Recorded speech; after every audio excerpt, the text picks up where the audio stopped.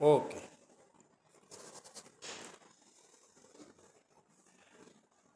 नमस्कार, सुप्रभात. Ramesh Firodia educational trust संचलित रमेश फिरोदिया कला विज्ञान वाणिज्य महाविद्यालय साकूर आयोजित ऑनलाईन वेबिनारमध्ये आपणा सर्वांचे मी प्राध्यापक दत्तात्रय आसवले मनपूर्वक स्वागत करतो. आज महाविद्यालयाच्या वतीने BA BComच्या पदवीनंतर करिअरच्या संधी या विषयावर एक महत्त्वपूर्ण असा वेबिनार आयोजित केलेला आहे आणि म्हणून आपण सर्वच जण या वेबिनारसाठी उपस्थित झालेला आहात. आज या वेबिनारसाठी मार्गदर्शन करण्यासाठी आपल्यामध्ये अहमदाबाद गुजरात येथून ऑनलाईन उपस्थित आहेत institute infrastructure technology research and मॅनेजमेंटचे असिस्टंट प्रोफेसर आदरणीय डॉक्टर प्रवीण जाधव सर, आपल्या महाविद्यालयाचे प्राचार्य डॉक्टर सचिन घोलप सर,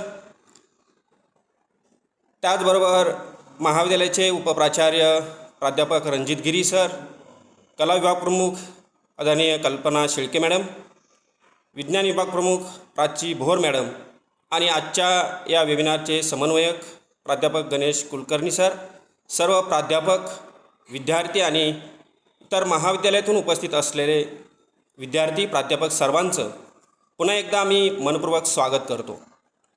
मित्रहो, रमेश फिरोदिया महाविद्यालय विविध उपक्रम या ऑनलाईन माध्यमातून कोरोनाच्या काळामध्ये राबवत आलेला आहे आणि ऑफलाईनसुद्धा विद्यार्थ्यांच्या सर्वांगीण विकासासाठी, त्यांच्या व्यक्तिमत्व विकासासाठी आणि करिअर मार्गदर्शनासाठी असे उपक्रम राबवत आलेला आहे. आणि त्याचाच एक भाग म्हणून आज आपल्या महाविद्यालयामध्ये हा पदवीनंतरच्या करिअरच्या संधी या विषयावर हा वेबिनार होतो आहे. मी या वेबिनारच्या संदर्भात महाविद्यालयाचे उपप्राचार्य आदरणीय प्राध्यापक रणजित गिरी सर यांना विनंती करतो की त्यांनी प्रास्ताविक करावं. प्राध्यापक रणजित गिरी सर. आजच्या या वेबिनारचे सन्माननीय अध्यक्ष महाविद्यालयाचे प्राचार्य डॉक्टर सचिन घोलप सर, आजच्या वेबिनारचे प्रमुख मार्गदर्शक सन्माननीय डॉक्टर प्रवीण जाधव सर, माझे सर्व सहकारी प्राध्यापक व विद्यार्थी मित्रांनो, खरं तर आज आपण बघतोय की त्या ठिकाणी BA झाल्यानंतर BCom झाल्यानंतर आपल्याला काय करायचंय, आपल्याला कोणतं करिअर आहे, आपण कुठं करिअर करू शकतो हे बऱ्याच वेळेस आपल्याला त्या ठिकाणी माहीत होत नाही. किंवा झालं तर ते ज्यावेळेस आपल्या हातात डिग्री येते, डिग्रीचा कागद आपल्या हातात मिळतो आणि त्यानंतर आपल्याला त्या ठिकाणी समजतंय की त्या ठिकाणी आता आपल्याला काय करायचं आहे. परंतु बघा विद्यार्थी मित्रांनो, खरं तर आपल्याला BA झाल्यानंतर BCom झाल्यानंतर करिअरच्या कुठे कुठे संधी आहेत हे जर आपल्याला वेळेत कळालं, लवकर समजलं तर आपण नक्कीच ते करिअर करण्यासाठी किंवा त्या दृष्टीने आपण त्या ठिकाणी वाटचाल करू. आणि म्हणून खरं तर असे कार्यक्रम घेण्याचे उद्देशच हे त्या ठिकाणी असतात की आपला जो विद्यार्थी आहे त्या विद्यार्थ्याला एक त्या ठिकाणी कळावं की मी BCom झालेलो आहे तर मला कोणकोणत्या संधी आहेत, मी BA झालेलो आहे तर मला कोणकोणत्या संधी आहेत, ह्या गोष्टी त्या ठिकाणी खरं तर विद्यार्थ्याला ह्या काळात तो FY ला SY ला असतानाच त्या ठिकाणी समजलं पाहिजे. आणि म्हणून खरं तर असे कार्यक्रम त्या ठिकाणी आयोजित केले जातात की विद्यार्थी हा स्वयंपूर्ण त्या ठिकाणी बनला पाहिजे. समजा त्याला कळालं आताच की आपल्याला ह्या विषयामध्ये ह्या ठिकाणी आपल्याला करिअर त्या ठिकाणी करायचं आहे, तर तो आताच त्या मार्गाने वाटचाल त्या ठिकाणी करेल. आणि म्हणूनच खरं तर आज आपल्याला या ठिकाणी असे कार्यक्रम त्या ठिकाणी आयोजित करावे लागतात आणि याचा विद्यार्थ्यांना त्या ठिकाणी सर्वतोपरी त्या ठिकाणी फायदा त्या ठिकाणी होत असतो. म्हणून खरं तर आज आपण या विषयावर खरं तर त्या ठिकाणी वेबिनारचा त्या ठिकाणी कार्यक्रम आयोजित केलेला आहे. मी त्या ठिकाणी आज जे प्रमुख व्याख्याते म्हणून आपल्या त्या ठिकाणी लाभलेले आहेत डॉक्टर प्रवीण जाधव सर यांचं खरं तर मी महाविद्यालयाच्या वतीने त्या ठिकाणी स्वागत करतो आणि या ठिकाणी थांबतो. धन्यवाद. धन्यवाद गिरीश सर. आपण अगदी मोजक्या शब्दामध्ये आजच्या कार्यक्रमाचे हेतू आणि भूमिका मांडली. यानंतर आजच्या वेबिनारचे जे मुख्य मार्गदर्शक आणि अतिथी आहे त्यांचा परिचय वेबिनारचे समन्वयक प्राध्यापक गणेश कुलकर्णी सर यांनी करून द्यावा अशी मी त्यांना विनंती करतो. धन्यवाद सर. आजच्या आपल्या या ई वेबिनारसाठी आजचे प्रमुख पाहुणे डॉक्टर प्रवीण जाधव सर यांचा परिचय मी आज ठिकाणी तुम्हाला करून देणार आहे. खरं तर त्यांचा परिचय म्हटलं तर मी बघितलं त्यांचा परिचय करून देणं त्यांची जी काही कामगिरी आहे ही खूप मोठ्या प्रमाणावर आहे की त्यांचा परिचय अल्पशा 1 ते 2 मिनिटांमध्ये करणं शक्य नाही. त्यासाठी आपला पूर्ण दिवसही पुरणार नाही. पण तरी देखील मी अल्पशा शब्दामध्ये मी आज सरांचा परिचय करून देतो. आजचे प्रमुख व्याख्याते डॉक्टर प्रवीण जाधव यांनी 2007 मध्ये अर्थशास्त्र या विषयामध्ये पुणे विद्यापीठातून पदव्युत्तर शिक्षण पूर्ण केले आहे. त्याचबरोबर पुढे त्यांनी 2015 मध्ये भारत सरकारच्या वाणिज्य व उद्योग मंत्रालयाच्या अखत्यारीतील Indian Institute of Foreign trade मधून त्यांनी PhD ही पदवी प्राप्त केलेली आहे. त्याचबरोबर जानेवारी 2008 ते जुलै 2012 या कालावधीत ते इंडियन इन्स्टिट्यूट ऑफ फॉरेन ट्रेडशी संबंधित होते. यामध्ये त्यांनी विस्तृत संशोधन केले आणि वाणिज्य आणि उद्योग मंत्रालय, विज्ञान आणि तंत्रज्ञान मंत्रालय आणि युरोपियन युनियनसाठी विविध संशोधन अभ्यास केले. 12व्या पंचवार्षिक योजना जी 2012 ते 2017 या कालावधीमध्ये झाली त्यामध्ये technology intensity in India manufacturing export या कार्यकारी उपगटातील संशोधक म्हणूनही त्यांनी काम केलेले आहे. त्यांनी QED enabled services private limited Pune येथे प्रशिक्षणार्थी इकॉनॉमिस्ट म्हणून अल्प कालावधीसाठी काम केलेले आहे. त्याचबरोबर ऑगस्ट 2012 ते सप्टेंबर 2016 या कालावधीत ते university of petroleum and energy studies येथे सहाय्यक प्राध्यापक तसेच BBA इन एव्हिएशन मॅनेजमेंट या विभागाचे समन्वयक म्हणून त्यांनी काम पाहिले आहे. या विद्यापीठातून त्यांनी क्लब ऍक्टिव्हिटीजसाठी बेस्ट परफॉर्मर पुरस्काराने त्यांना सन्मानित करण्यात आले आहे. तसेच गुजरात सरकारने 2016 मध्ये स्थापन केलेल्या institute of infrastructure technology research and management या स्वायत्त विद्यापीठात सहाय्यक प्राध्यापक म्हणून ते आज रोजी कार्यरत आहेत. सध्या ते पायाभूत सुविधांचे नियोजन आणि व्यवस्थापन या क्षेत्रात कार्यरत आहेत. याबरोबरच स्टुडंट स्टार्टअप आणि इनोव्हेशन पॉलिसीचे ते सदस्य देखील या ठिकाणी आहेत. त्याचबरोबर हाती घेतलेल्या विविध संशोधन प्रकल्पांच्या माध्यमातून उद्योग आणि शैक्षणिक क्षेत्रातील व्यापक अभ्यासपूर्ण संशोधन अनुभवाची सांगड घातल्याने ते एक उत्तम दर्जाचे आंतरराष्ट्रीय व्यवसाय शिक्षण तज्ञ आज बनलेले आहेत. त्याचबरोबर business economics, international business, foreign direct investment, पायाभूत सुविधा नियोजन आणि व्यवस्थापन या क्षेत्रातही अनेक शोधनिबंध त्यांनी प्रकाशित केले आहेत आणि ते शोधनिबंध त्यांनी सादर देखील केलेले आहेत. त्यांची 3 पुस्तकं आज रोजी प्रकाशित झालेली आहेत.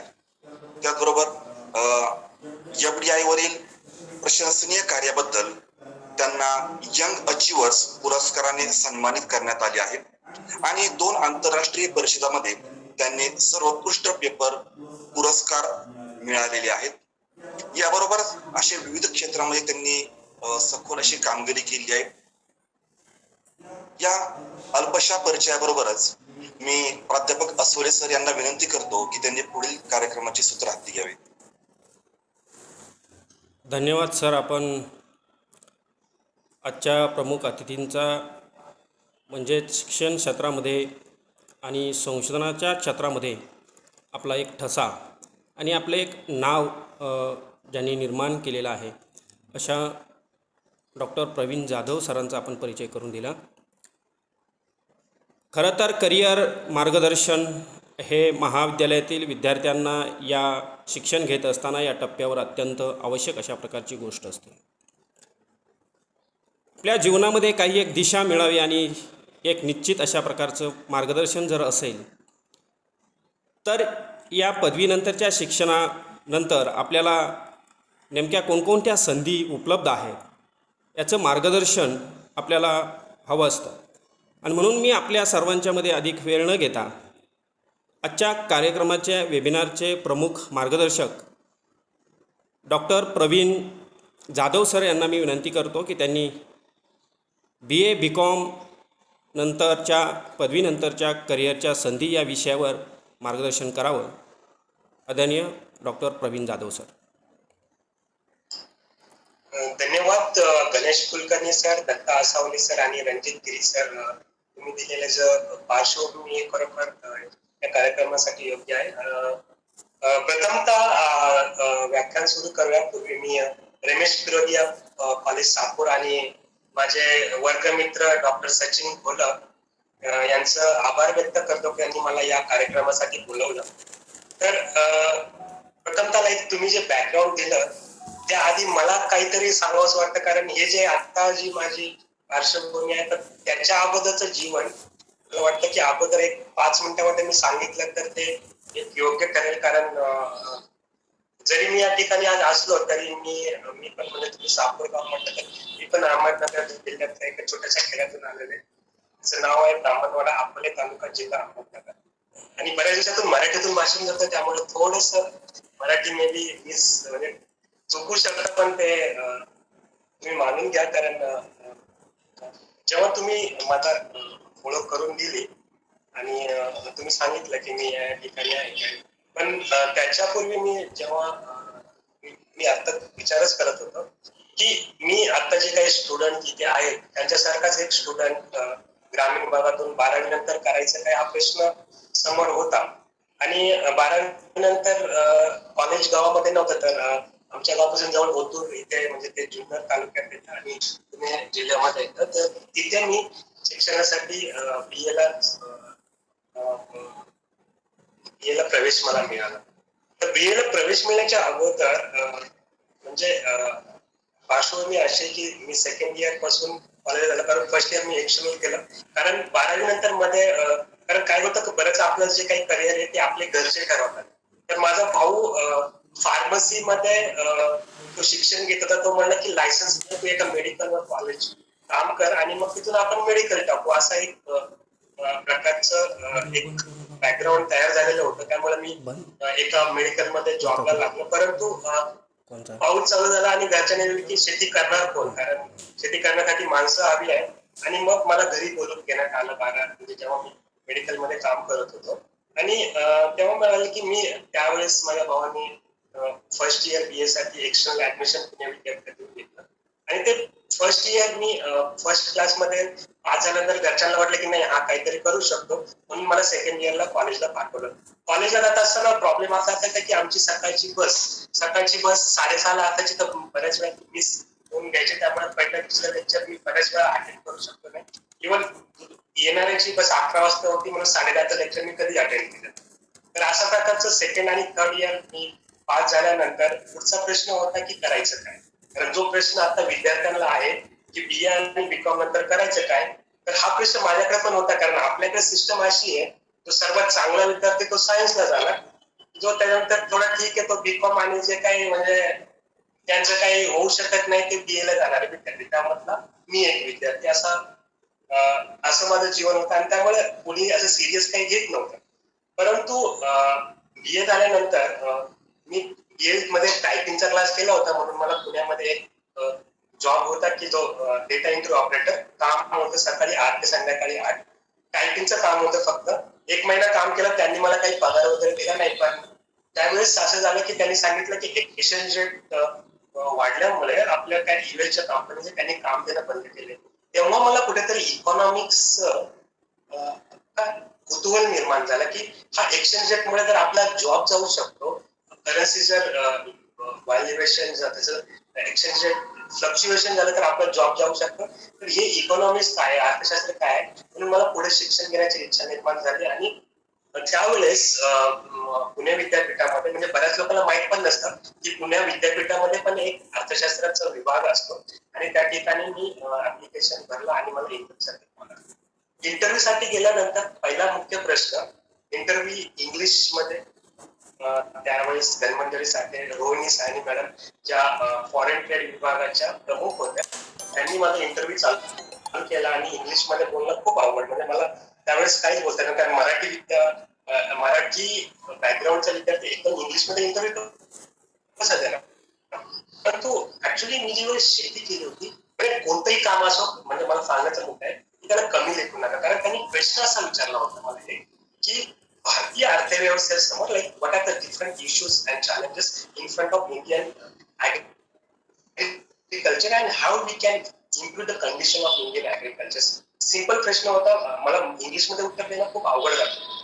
तर मी त्याला रिक्वेस्ट केली की मॅडम मला शेतीविषयी, कारण मी शेती केलेली आहे, पण मला त्या बॅकग्राऊंड मध्ये रिअल प्रॉब्लेम मला माहिती आहे. जर तुम्ही मला मराठीत बोलण्याची संधी दिली तर मी उत्कृष्ट प्रकारे आन्सर देऊ शकतो याचा.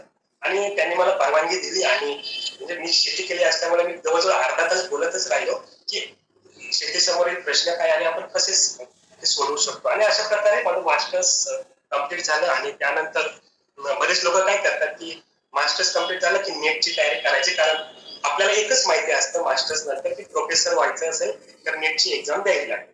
पण मी मला त्याच्यामध्ये इंटरेस्ट आला नाही, कारण बरेच मी असे विद्यार्थी पाहिले होते विद्यापीठामध्ये जे 5-5, 6-6 वर्ष विद्यापीठामध्ये नेटची तयारी करण्यात घालवत होते आणि काही यश मिळत नव्हतं.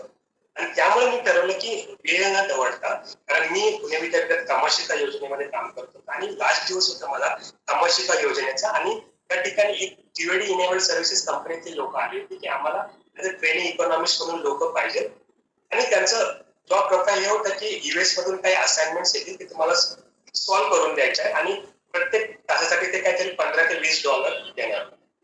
तर मला माहित होतं की मी सोडू शकत नाही, तरी पण मी एक पुढाकार घेतला आणि मी त्या ठिकाणी इंटरव्ह्यू साठी गेलो. ते बोलले तुम्ही सोडू शकता का. मला माहित होतं की मी सोडू शकत नाही, कारण all are the econometric, statistics, mathematics होतात आणि आपल्याकडे विद्यापीठामध्ये एवढं काही त्याच्याशी नव्हतं. पण मी ते हाती घेतलं, कारण मला माहिती त्यांनी ती घरी असाइनमेंट दिली.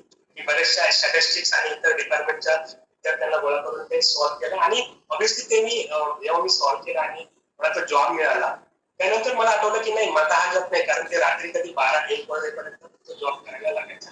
आणि तो मी जॉब सोडून तो पहिला जॉब माझा 8,000चा होता. आणि मी नंतर विचार केला की नाही, आपण आता कुठेतरी गेलं पाहिजे. आणि त्यावेळेस मला आठवलं की माझा एक मित्र पुणे विद्यापीठातला दिल्लीमध्ये स्पर्धा परीक्षामध्ये जे युपीएससीचं जे युपीएससी देण्यासाठी गेला होता आणि तो युपीएससी सिलेक्शन झालं नाही, म्हणून त्यांनी Indian Institute of Foreign Trade मध्ये एक असिस्टंट म्हणून क्लर्क म्हणून त्यांनी जॉब चालू केला होता. आणि त्यांनी मला सांगितलं की इथं ऍज अ रिसर्च फेलो म्हणून संधी आहे. प्रश्न होता जायचं कसं, कारण पहिली ट्रेनिंग जर्नी अगोदर केली नव्हती. दिल्लीला पहिल्यांदा जायचं, घरच्यांना सांगितलं नाही, मी डायरेक्ट विद्यापीठातून बॅग उचलली आणि दिल्लीला गेलो. दिल्लीमध्ये जेव्हा दुसऱ्या दिवशी इंटरव्ह्यू होता, पहिला प्रश्न होता, कारण त्यावेळी जानेवारीमध्ये माझा इंटरव्ह्यू होता, मी स्वेटर वगैरे काही घातलेलं नव्हतं. इंटरव्ह्यू वाल्याने पहिला प्रश्न केला की तुम्ही बिना स्वेटरचं का आलं. ते म्हटलं मला एवढी काही आयडिया नव्हती आणि 70 मधून एकच सिलेक्शन त्यांना करायचं होतं. परंतु मी जे ऑनलाईन टीव्ही इनेबल्ड सर्व्हिसेस मध्ये माझा एक्सपिरियन्स होता, तो मला तिथे कामी आला. कारण तो जरी कसा कामी आला, कारण त्यांनी L&T एक्झिक्युटिव्ह साठी एक पोस्ट ग्रॅज्युएट मॅनेजमेंट प्रोग्राम चालू केला होता आणि ते सगळं ऑनलाईन होणार होतं. आणि तो जो मला एक्सपिरियन्स तिथे कामाला आला आणि माझं selection Indian Institute of Foreign Trade मध्ये झालं. आणि then I pursued my PhD and then I join in Dehradun. तर ही जी काही जीवन जेव्हा मी विचार केला, आता तुम्ही जेव्हा माझा इंटरव्ह्यू घेत होता, तर त्याच्या मागची पार्श्वभूमी ही आहे. त्यामुळे कुठलाही जॉब किंवा जरी तुम्ही शेती करत असाल तर ती त्याला कमी लेखू नका, कारण ते आपल्याला कधी त्याचा फायदा कुठल्या ठिकाणी येईल हे सांगू शकत नाही. तर आता आपण आपल्या ज्या मुख्य मुद्दा आपल्या व्याख्यानाचा आहे की बी आणि बीकॉम नंतर काय करायचं, तर त्याच्याकडे जाऊया. तर मी माझी पीपीटी शेअर करतोय. मला आवाज व्यवस्थित येतो ना सचिन सर? हो सर, एकदम व्यवस्थित येतोय सर. आणि विद्यार्थ्यांना तुम्हाला मध्ये कुठलाही प्रश्न असेल, काही विचारायचं तर मध्ये विचारा. मी तुमच्यासारखाच आहे, लाईक सचिन सर आणि आम्ही बरोबर. आम्हाला माहिती आहे की लाईक आम्ही जेव्हा विद्यापीठामध्ये होतो, आम्ही एकमेकांना खूप हेल्प करून, सहकार्य करून आम्ही पुढे गेलो. आणि आमचे सगळे जे आमचे जे क्लासमेट आहेत ते खूप चांगल्या चांगल्या ठिकाणी आहेत. आणि त्यामुळे तुम्हाला कुठलाही प्रश्न असेल, इव्हन त्यानंतर कधी तुम्हाला वाटलं की काही क्वेश्चन असेल, तर मला तुम्ही नेहमी कॉन्टॅक्ट करू शकता. सचिन सरांकडे माझा नंबर आहे, तुम्ही घेऊ शकता. मी तुम्हाला शेअर पण करेन. आणि आता पण प्रेझेंटेशन मध्ये तुम्हाला काही जरी अडचणी असतील तर तुम्ही मध्ये विचारू शकता, लास्टला विचारू शकता. एक एक आपण म्हणजे असं फॉर्मल नको ठेवायला, मी तुमच्या मधलाच आहे असं विचारून तुम्ही मला क्वेश्चन विचारू शकता. Just I am sharing my screen.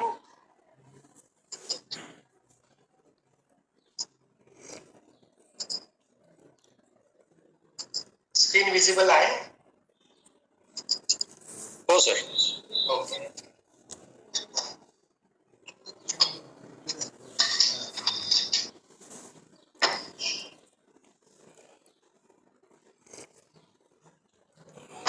Okay sir, तो पहिले जे outline of my presentation is like मी इंट्रोडक्शन ऑलरेडी मी दिलेलं आहे, त्यामुळे मी काही जास्त इंट्रोडक्शन देणार नाही. आणि ऑलरेडी रणजित गिरी सरांनी, असावले सरांनी त्याचं इंट्रोडक्शन दिलेलं आहे आज, त्यामुळे मी काय इंट्रोडक्शन वरती जास्त जाणार नाही.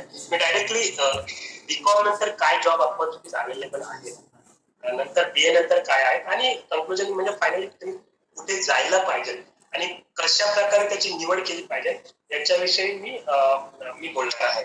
तर प्रथमतः लाईक तुमच्या मनामध्ये हा प्रश्न निर्माण असतो की खूप काही आता, की कारण तुम्ही आता आमच्या काळामध्ये इंटरनेट वगैरे नव्हतं, तर आम्हाला बऱ्याचशा गोष्टी माहित नव्हत्या. पण तुमच्याकडे आता इंटरनेट आहे आणि गुगलवरून तुम्ही पाहू शकता की खूप काही प्रोग्राम्स अवेलेबल आहेत, म्हणजे मास्टर्स डिग्री आणि डिप्लोमा प्रोग्राम तुम्ही बी आणि बीकॉम नंतर करू शकता. आणि बरेचसे कॉलेजेस पण आता काय माहितीये का, भारतामध्ये बहुतांशी प्रायव्हेट युनिव्हर्सिटीज पण चालू झाल्या होत्या. तर कुठल्या कॉलेजमध्ये आपण ऍडमिशन घेतलं पाहिजे हा मुख्य प्रश्न आपल्या सगळ्यांसमोर उभा राहतो. म्हणजे बऱ्याचशा लोकांना हा प्रश्न त्यांच्या मनामध्ये असेलच. तर जेव्हा आपण म्हणतो की लाईक करिअर, असा बरेचसे चार्ट तुम्ही पाहत असाल पेपरमध्ये येतात, हे सगळे like forget about that. But like मी तुम्हाला सांगेल की कुठल्या जॉब ऑपॉर्च्युनिटीज आता महत्वाच्या आहेत आणि काळानुसार आपल्याला बदललं पाहिजे. का बदललं पाहिजे? कारण आज अर्थशास्त्राचं प्राध्यापक म्हणा किंवा अर्थशास्त्राचा विद्यार्थी म्हणा, त्याच्यामध्ये एक महत्वाचं जे डिमांड अँड सप्लाय थिअरी असते, म्हणजे मागणी आणि पुरवठ्याचा सिद्धांत काय म्हणतो, जर पुरवठा जास्त झाला तर त्या वस्तूची किंमत कमी होते.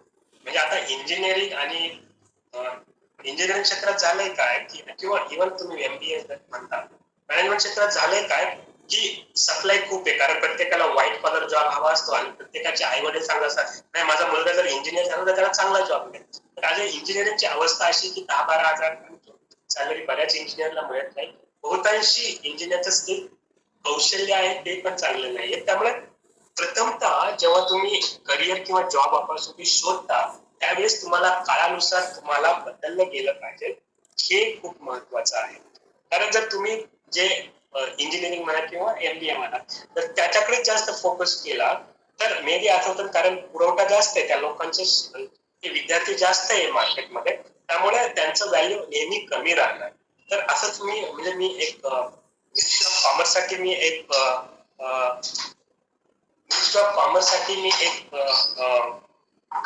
संशोधन करत होतं. त्याच्यामध्ये वेगवेगळ्या स्पेशल इकॉनॉमिक झोन वरती काय काय प्रॉब्लेम आणि इश्यूज आहेत त्याच्यावरती माझं डिस्कशन चालू होतं. त्या डिस्कशन मध्ये एक असं मला आढळलं की त्यांना लोक काही जे स्पेशल स्किलवाली लोक मिळत नाहीये, म्हणजे जे ITI ग्रॅज्युएट त्यांना मिळत नव्हते, पण त्यांना मॅनेजमेंटची आणि बरेचसे जे इंजिनियर ते खूप मोठ्या प्रमाणात अवेलेबल होते.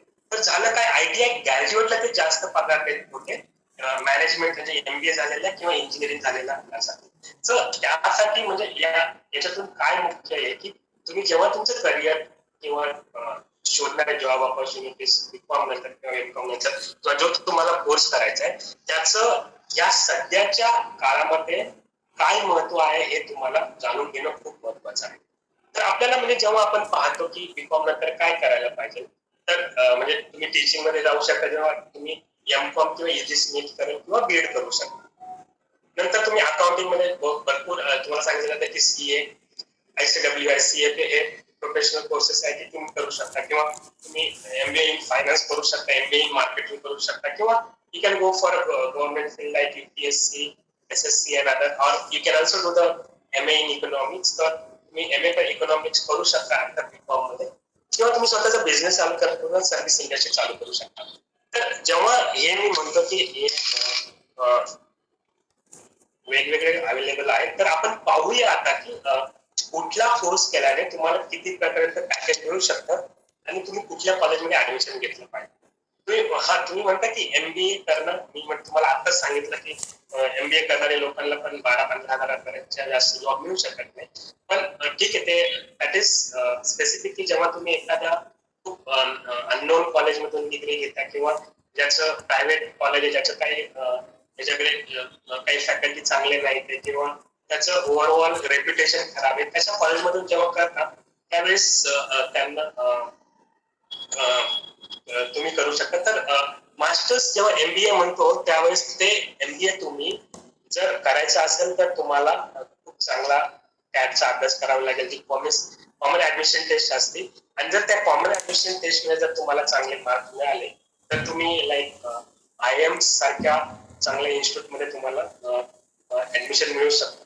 आणि IIM साठी तुम्ही काय जर तुम्हाला तयारी करायचं तर तुम्ही मागचे जे 10 वर्षाचे जे पेपर असतील त्यांच्या इम्प्लॅनचे, त्याचा स्टडी करा आणि त्यानुसार तुम्हाला तुम्हाला लक्षात येईल की डिफिकल्टी लेवल त्या क्वेश्चनचे किती असते, आणि त्यानुसार तुम्ही तयारी करू शकता. आणि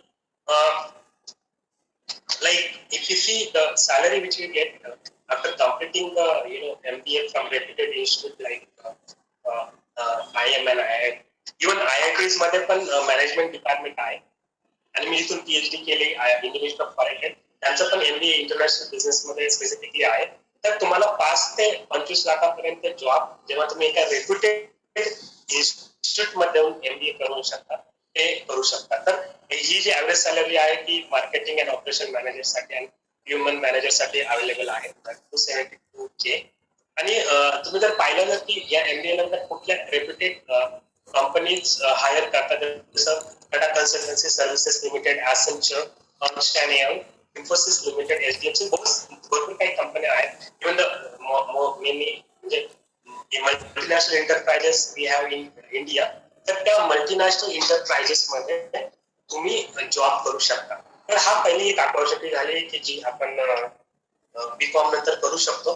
नंतर सेकंडली तुम्हाला हे सगळ्यांना माहितीच असेल की ट्रेडिशनली आपण म्हणतो की म्हणजे CA तुम्ही होऊ शकता, म्हणजे ऑब्व्हियसली त्याच्यासाठी तुम्हाला खूप अभ्यास करावा लागेल.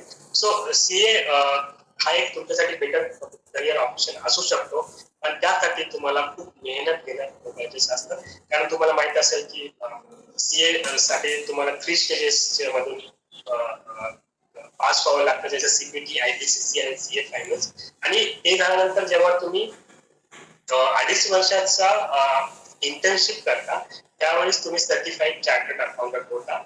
आणि चार्टर्ड अकाउंट जरी ऍव्हरेज सॅलरी तुम्ही सांगतो की तुम्ही जर कंपनी जॉब मध्ये 75-9 लाख पर ॲनम मिळू शकतो. पण आता असं आहे की तुम्ही स्वतःची फर्म पण चालू शकता, CA फर्म, आणि त्यानंतर तुम्हाला as you grow, company grow, तुमचं जे सॅलरी ॲज वेल ॲज तुमचं जे काही बिझनेस मधून जे उत्पन्न मिळणार आहे ते वाढवू शकतो. This is what average chartered account salary in India. नंतर इव्हन चार्टर्ड अकाउंट जर तुम्ही स्वतःची फर्म नाही चालू करू शकेल तर जशा काही कंपन्या आहेत, Ernst and Young, Deloitte Haskins and Sells, KPMG, Grant Thornton LLP, KPMG, McKinsey, ICICI bank, अशा भरपूर कंपन्या CA ग्रॅज्युएटला हायर करतात त्यांच्या कंपनीचं ओव्हरऑल अकाउंट मेंटेन करण्यासाठी. नंतर तिसरं ऑप्शन आहे कंपनी सेक्रेटरीज. बीकॉम नंतर काय करायचं तर तुमच्यासाठी CS हा एक चांगला ऑप्शन होऊ शकतो. त्याच्यामध्ये काय होतं की तुम्हाला जे काही legal aspect, financially legal aspect असतात, म्हणजे लिगली जे काही प्रॉब्लेम येतात, जसं की like how to file tax returns, tax record कसे ठेवायचे, हे सगळ्याचा लिगल स्टडी हा CS मध्ये केला जातो. आणि त्यासाठी तुम्हाला कॉर्पोरेट लॉ हा एक महत्वाचा विषय शिकावा लागतो आणि हा हे 3 वर्षाचा प्रोग्राम असतो. त्याच्यामध्ये फाउंडेशन, इंटरमिडिएट आणि फायनल असतं. तर यामध्ये जर तुम्ही जर कंपनी सेक्रेटरी झाला तर त्याच्यामध्ये तुम्हाला 4 ते 10 लाखापर्यंत पॅकेज मिळू शकतं. आणि नंतर जर चौथा ऑप्शन तुमच्या समोर अवेलेबल आहे तो आहे मास्टर्स इन कॉमर्स, म्हणजे ज्यांना टीचिंग या प्रोफेशन मध्ये जायचं आहे तर त्यांनी एमकॉम करून तुम्ही पीएचडी करू शकता. म्हणजे चांगल्या इन्स्टिट्यूशन मधून मी बोलतोय, नॉट जसे वेल नोन इन्स्टिट्यूशन आहेत इंडियामध्ये, त्याच्यामधून समजा दिल्ली युनिव्हर्सिटीमध्ये किंवा मग अदर ज्या रेप्युटेड गव्हर्नमेंट सेंट्रल युनिव्हर्सिटीज आहे त्यामध्ये तुम्ही एमकॉम करू शकता आणि त्यानंतर तुम्ही ऍज अ पीएचडी ला ऍडमिशन घेऊ शकता. आणि that will be a very good option in terms of if you want to go in teaching profession. तर this is the common salary for M.Com graduate. नंतर M.Com graduate इव्हन तुम्हाला जर teaching मध्ये नसेल जायचं तर काही कंपनी जसे जेनपॅक्ट असेल किंवा टाटा कन्सल्टन्सी सर्व्हिसेस असेल, इन्फोसिस, या सगळ्या कंपनीज M.Com ग्रॅज्युएटला हायर करतात. तर तुम्ही तिथे पण जाऊ शकता. नंतर हे झाले काही ना like total 2 year courses you can say which is available B.Com. नंतर काय असतं की आपल्याला काही त्याबरोबर अनेक वेगवेगळे प्रकारचे शॉर्ट ड्युरेशनचे कोर्सेस करू शकता. जसं असतं की चार्टर्ड फायनान्शियल अनालिसिस. तर हा चार्टर्ड फायनान्शियल असिस्टंट हा ग्लोबली रेकग्नाइज प्रोफेशन आहे. त्यामुळे ग्लोबली आता काय झालंय माहिती आहे का, जेव्हा आपण जागतिकीकरण म्हणतो की जे जागतिकीकरणाचा वेग खूप वाढवतोय, तर आपण फक्त इंडिया पुरतं मर्यादित म्हणजे भारतापुरतं न मर्यादित राहता इतर देशांमध्ये पण जॉब करू शकतो. त्यासाठी तुम्हाला ग्लोबली रेकग्नाइज प्रोफेशनल कोर्सेस तुम्ही करू शकता. जसं चार्टर्ड फायनान्शियल अनालिस्ट इन्स्टिट्यूट आहे ते चार्टर्ड फायनान्स अनालिस्ट हा कोर्सचा ड्युरेशन असतो, ते 2.5 years असतो. आणि यामध्ये फायनान्शियल अनालिसिस तुम्ही योग्य रीतीने करण्यासाठी त्याचं शिक्षण त्याच्यामध्ये दिलं जातं. आणि सीएफए कोर्सेस मध्ये लाईक इन्व्हेस्टमेंट अनालिसिस, नंतर statistics, economic, probability theory, corporate finance, security analysis, financial analysis, derivative, अशा वेगवेगळ्या like portfolio management. Portfolio management म्हणजे काय असतं की समजा आता एक तुम्ही म्हणता की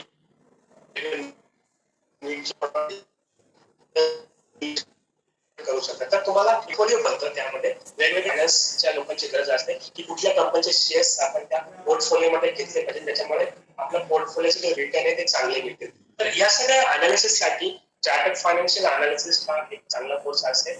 आणि त्याच्यामध्ये जर तुम्ही चार्टर्ड फायनान्शियल अनालिसिस हा कोर्स जर कम्प्लीट केला तर ज्या ग्लोबली रिनाउंड फायनान्शियल इन्स्टिट्यूशन आहेत जसं जेपी मॉर्गन आहे, गोल्डमॅन सॅचेस आहे, यूपीएस आहे, ब्लॅक रॉक आहे, मॉर्गन स्टॅनली आहे, रॉयल बँक ऑफ कॅनडा आहे, अशा वेगवेगळ्या ग्लोबली रिकॉग्नाइज्ड ज्या कंपनीज ऍज वेल ऍज बँक्स आहेत त्यामध्ये तुम्ही जॉब करू शकता.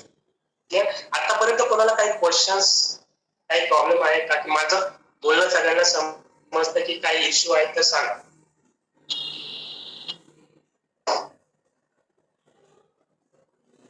गिरीश सर, कुलकर्णी सर, व्यवस्थित आहे ना? काही अजून काही इश्यू तर नाही ना? आवाज वगैरे व्यवस्थित आहे? हो सर, सर्व व्यवस्थित आहे, काय अडचण नाही. लाईक स्टुडंटचा कोणी मला अजून रिप्लाय आला नाही. आय होप म्हणजे तुम्हाला समजते मी काय जे काही सांगतोय ते.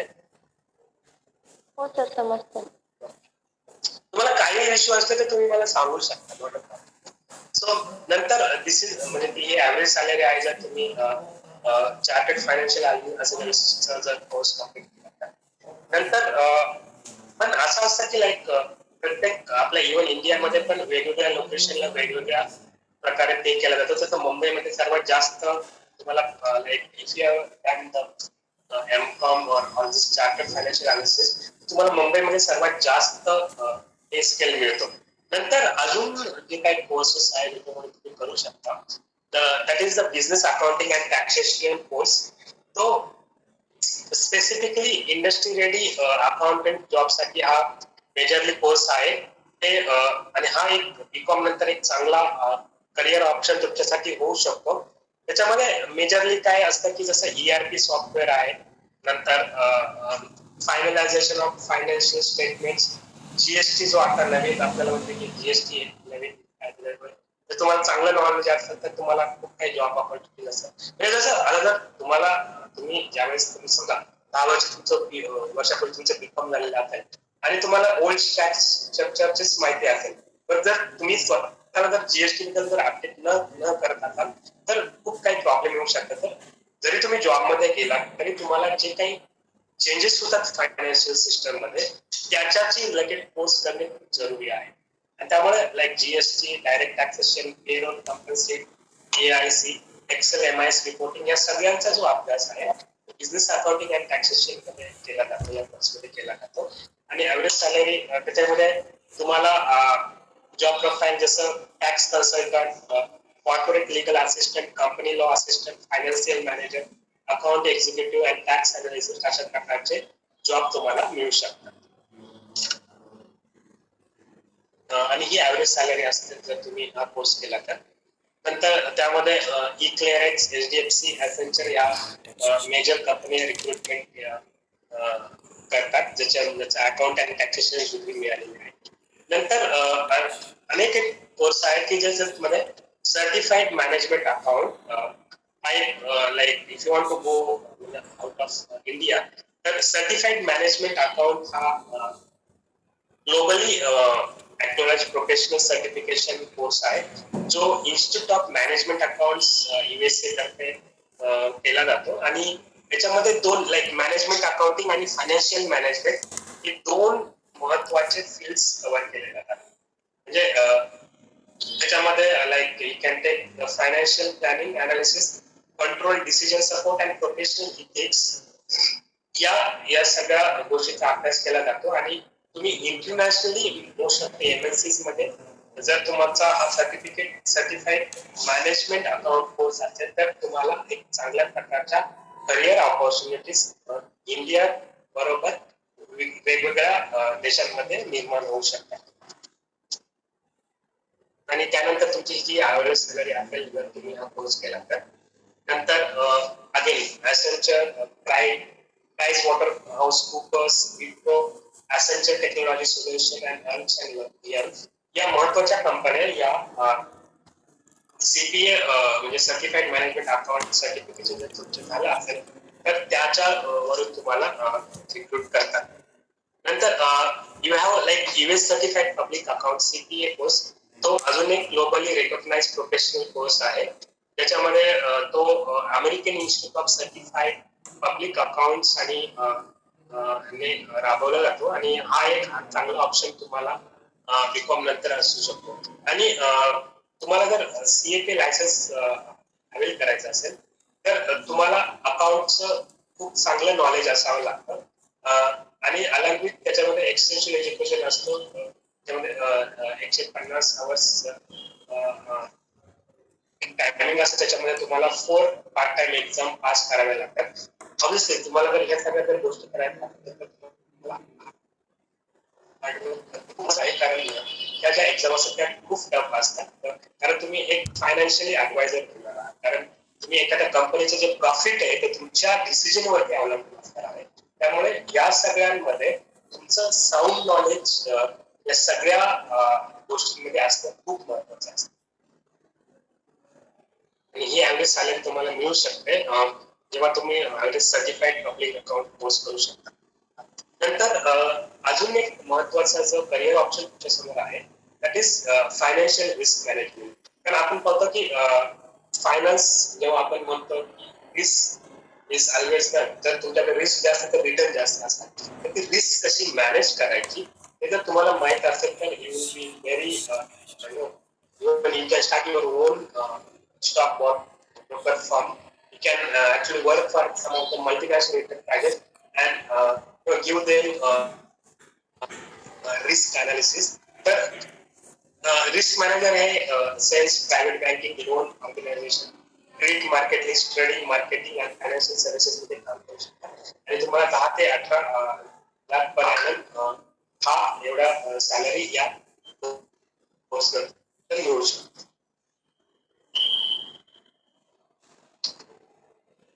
आणि त्यासाठी जेपी मॉर्गन, HSBC, ICICI या एक रिस्क मॅनेजर जर तुम्ही कोर्स केला तर त्या रिक्रूट तुम्हाला करू शकता. तर तुम्हाला त्यानंतर अजून एक ऑप्शन अवेलेबल आहे, association of chartered certified accounts. त्यात वेल नोन ही जी काय लाईक बीकॉम नंतर तुम्ही हा जर कोर्स केला, it is known in 173 countries. जर तुम्हाला जर तुमचं स्वतःचे जॉब ऑपॉर्च्युनिटीज वाढवायचे आहेत, म्हणजे तुम्हाला स्वतःचं जर डिमांड मार्केटमध्ये जर क्रिएट करायचं असेल, तर तुम्हाला ज्या अशा काही कोर्सेस करणं गरजेचं आहे ज्या ग्लोबली ऍक्सेप्टेड असतील. कारण तुम्हाला एक फक्त भारतातच नाही तर तुम्ही विदेशात जाऊन मध्ये पण वेगवेगळ्या प्रकारचे जॉब आयोजित करू शकता.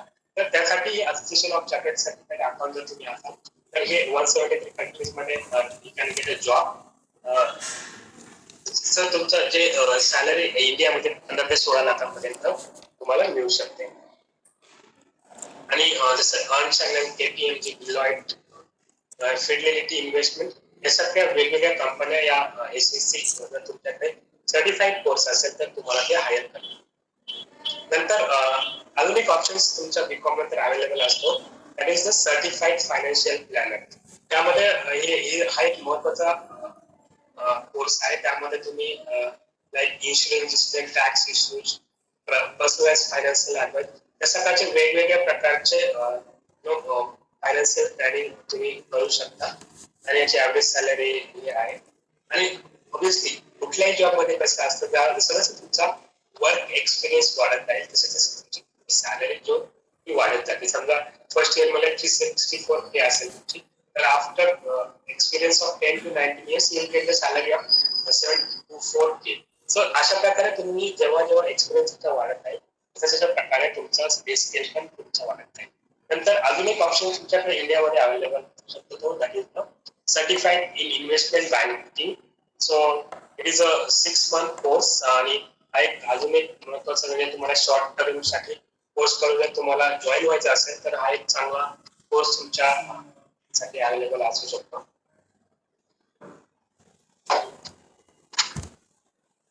यामध्ये काय की तुम्ही valuation of listed and unlisted companies in the context of merger, जेव्हा मर्जर्स अँड ऍक्विजिशन म्हणजे जेव्हा एखादी फॉरेन कंपनी आपल्या इंडियन कंपनीमध्ये ऍक्वायर करते तर त्याचं व्हॅल्युएशन कसं करायला पाहिजे. समजा लाईक वोडाफोन आणि अशा कंपनीचं मर्जर इंडियामध्ये होतं झालेलं आहे, तर त्याच्यामध्ये तर ते व्हॅल्यू जेव्हा मर्जर होतं म्हणजे जेव्हा एखादी मल्टीनॅशनल म्हणजे बाहेरच्या देशातील कंपनी आपल्या देशातल्या कंपनीला ऍक्वायर करते तर त्याचं व्हॅल्युएशन कसं करायला पाहिजे जे इन्व्हेस्टमेंट बँकिंग मध्ये येतं. आणि हा एक महत्वाचा करिअर ऑप्शन तुमच्यासाठी होऊ शकतो. कारण आता बहुतांशी इंटरनॅशनल कंपनीज या इंडियामध्ये प्रस्थापित होत आहेत, तर त्यांचं व्हॅल्युएशन त्या मर्जर्स अँड ऍक्विजिशन कसं झालं पाहिजे किंवा मग फायनान्शियल स्टेटमेंट अनालिसिस असेल, इन्व्हेस्टमेंट डिसिजन्स असेल, हे कशा प्रकारे केले पाहिजे हे आज तुम्ही इन्व्हेस्टमेंट बँकिंग सर्टिफिकेशन कोर्स मधून करू शकता. आणि ॲव्हरेज सॅलरी तुम्हाला 9.6 लाख पर ॲनम याच्यामधून मिळू शकते. अगेन तुमच्या जॉबच्या लोकेशन वरून तुमची सॅलरी पण चेंज होऊ शकते. नंतर ऑब्व्हियसली तुम्ही बीएड करू शकता, तुम्हाला तो माहिती बीएड मध्ये काय असतं. Even another important career opportunities even तुम्ही ते बीए नंतर पण करू शकता, जसे MBA BA नंतर पण करू शकता. तसं बीकॉम नंतर डिजिटल मार्केटिंग हा एक चांगला ऑप्शन होऊ शकतो. कारण आता बऱ्याचशा गोष्टी या डिजिटली व्हायला लागतात. म्हणजे तुम्ही जर तुम्हाला जर पॅशनेट असाल तुम्ही म्हणजे आता तुम्ही जर युट्यूब व्हिडिओ वगैरे बनवण्यामध्ये तुमचा इंटरेस्ट असेल तर मे बी तुम्ही डिजिटल मार्केटिंग हा एक चांगला ऑप्शन तुमच्यासाठी असू शकतो. त्याच्यामध्ये like digital marketing techniques like building digitally sound brand, digital marketing focus like SEO, SEM, SSM, email marketing, content marketing, PPC, web design. हा एक चांगल्या प्रकारे कारण आता इव्हन कोरोना नंतरच्या काळामध्ये डिजिटल एज्युकेशनला एक महत्वाचं स्थान प्राप्त झालेलं आहे. तर त्यानुसार जर तुम्ही स्वतःला जर तुम्ही ते स्किल तुमच्यामध्ये जर अवगत केले तर एक चांगला ऑप्शन तुम्हाला होऊ शकतो. म्हणून तुम्ही डिजिटल मार्केटिंग हा एक चांगला ऑप्शन तुमच्या समोर आहे. It is average salary for digital marketing आणि तुमच्या एक्सपिरियन्स नुसार तुमचे सॅलरी डिजिटल मार्केटिंग मध्ये चांगल्या प्रकारे वाढू शकतो. तर हे एक जस्ट मी तुम्हाला ग्लेम्स दिली. मी ती पीपीटी मी तुम्हाला पाठवेल. तुम्ही प्रत्येक कोर्स कुठे कुठे ते आहेत अवेलेबल आहेत. टॉप इन्स्टिट्यूशन ते कुठले आहेत ते तेवढं तरी तुम्ही गुगलवर सर्च करू शकता. तुम्ही पहा आणि त्याच्यानुसार तुम्ही ठरवा. म्हणजे तुम्ही स्वतः ठरवा की माझ्याकडे तेवढे फायनान्शियल म्हणजे पैसे तेवढे आहेत की त्या कोर्स किती आहे तेवढे मी देऊ शकतो. नसेल तर मला काय काय करावं लागेल किंवा त्याचा सिलेबस काय तुम्ही क्लिअर करू शकतो का, या सगळ्या गोष्टी तुम्ही मनामध्ये तयार करून त्या कोर्सला ऍडमिशन घेऊ शकता. नंतर आता सेकंडली आपण जाऊया की बीए नंतर काय अपॉर्च्युनिटी.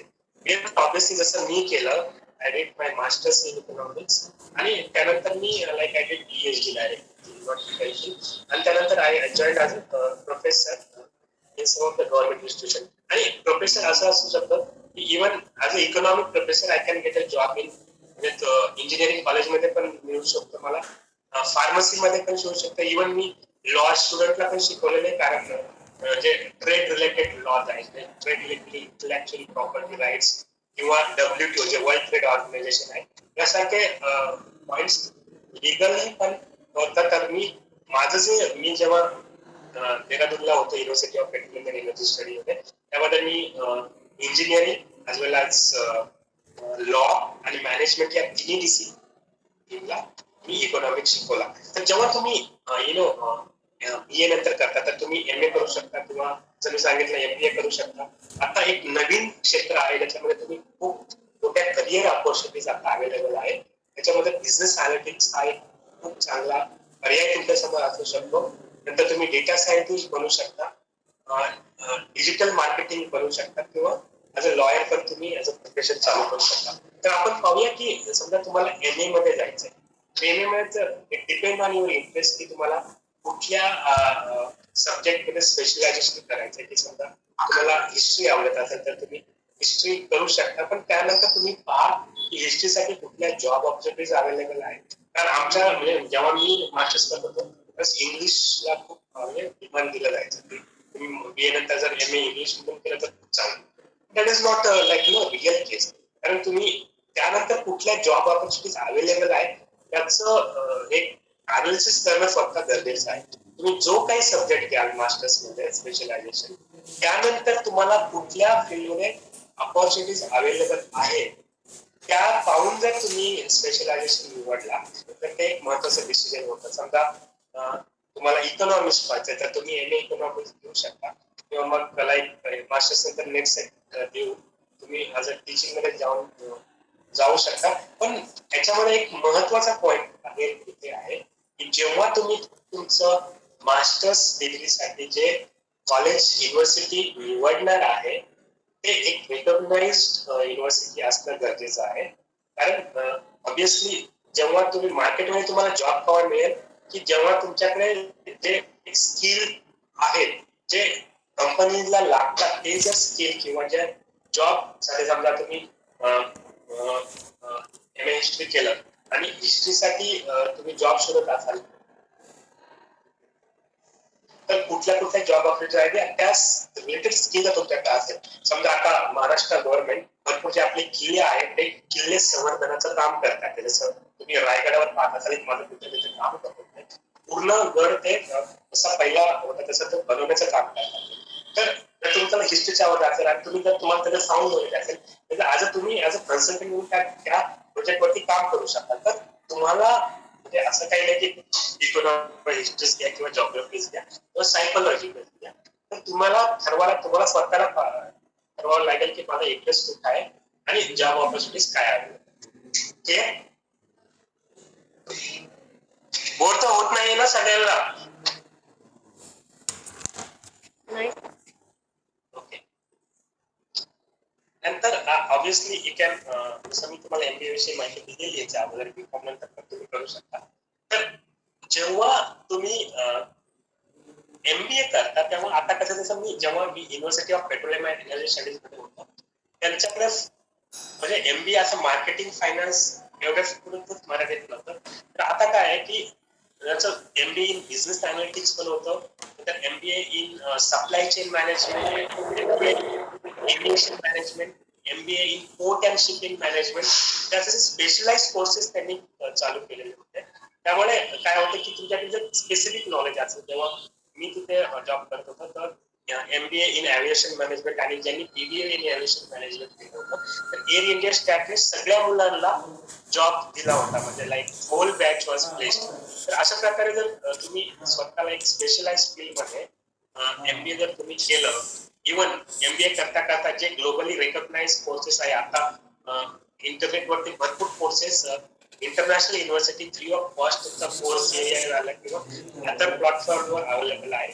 जर तुम्ही स्वतःला त्यानुसार MBA करता करता जर तुम्हाला ते कोर्सेस तुमच्याकडे असेल तर मी जे म्हणत होतं की MBA एव्हिएशन मॅनेजमेंट, त्याच्यामध्ये त्यांनी काय केलं होतं, एक आयटा ऑथॉरिटी असते, इंटरनॅशनल एअर ट्रान्सपोर्ट ऑथॉरिटी, ते वेगवेगळे कोर्सेस करतात. तो कोर्स त्यांनी सगळ्या मुलांना कंपल्सरी केला होता आणि त्या कंपल्सरी कोर्सेसमुळे सगळ्या मुलांना जॉब मिळाला. तर तुम्ही नसतं MBA न करता त्याच्याशी रिलेटेड ज्या करंट ट्रेंड्स चालू आहेत मार्केटमध्ये त्याचा अभ्यास करून त्याच्याशी रिलेटेड जर तुम्ही कोर्सेस तुम्ही तुमच्या अभ्यास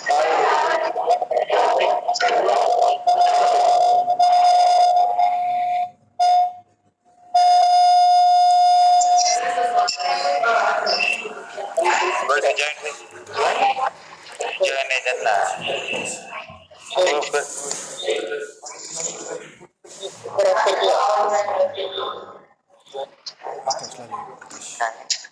अक्षय ओके. सो नंतर दुसरा एक स्पेशलायझेशन तुम्ही करू शकता, त्याच्यात इज बिझनेस अनालिटिक्स. तर बिझनेस अनालिटिक्स हा एक खूप चांगला लाईक कोर्सेस आहे, ज्याच्यामध्ये लाईक इन्व्हेस्टिगेशन अँड पास्ट कंपनीचा जो लाईक मागचा परफॉर्मन्स कसा होता, त्याच्या परफॉर्मन्स वरती कुठल्या कुठल्या फॅक्टर्सनी इम्पॅक्ट केला होता. म्हणजे समजा आपल्याला काय होतं की जेव्हा इकॉनॉमिक्स मध्ये आम्ही काय फोरकास्टिंग हे महत्वाचं टेक्निक वापरत असतो, की समजा तुमच्या कंपनीच्या डिमांडवर कुठले कुठले फॅक्टर इम्पॅक्ट करतात, ते जर तुम्हाला सापडले तर तुम्ही प्रिडिक्ट करू शकता की पुढे काय काय प्रॉब्लेम येऊ शकतात आणि त्याचं अकॉर्डिंगली आपण डिमांड आणि सप्लाय कसं मॅनेज केलं पाहिजे कंपनीचं, ते मेजरली बिझनेस अनालिटिक्स या फील्डमध्ये येतात. तर जसं तर तुम्हाला जर like MS Excel, Tableau, Python हे सगळे वेगवेगळे सॉफ्टवेअर वरून जर तुम्हाला जर त्याच्यामध्ये जर इंटरेस्ट असेल लाईक डुईंग ऑल दिस अनालिटिक्स, तर तुम्ही अनालिटिक्स हा खूप चांगला जॉब आता तुम्हाला चांगले जॉब ऑपॉर्च्युनिटीज इंडियामध्ये अवेलेबल आहे आणि तुम्ही as a specialise business analytics मध्ये करू शकता BA नंतर.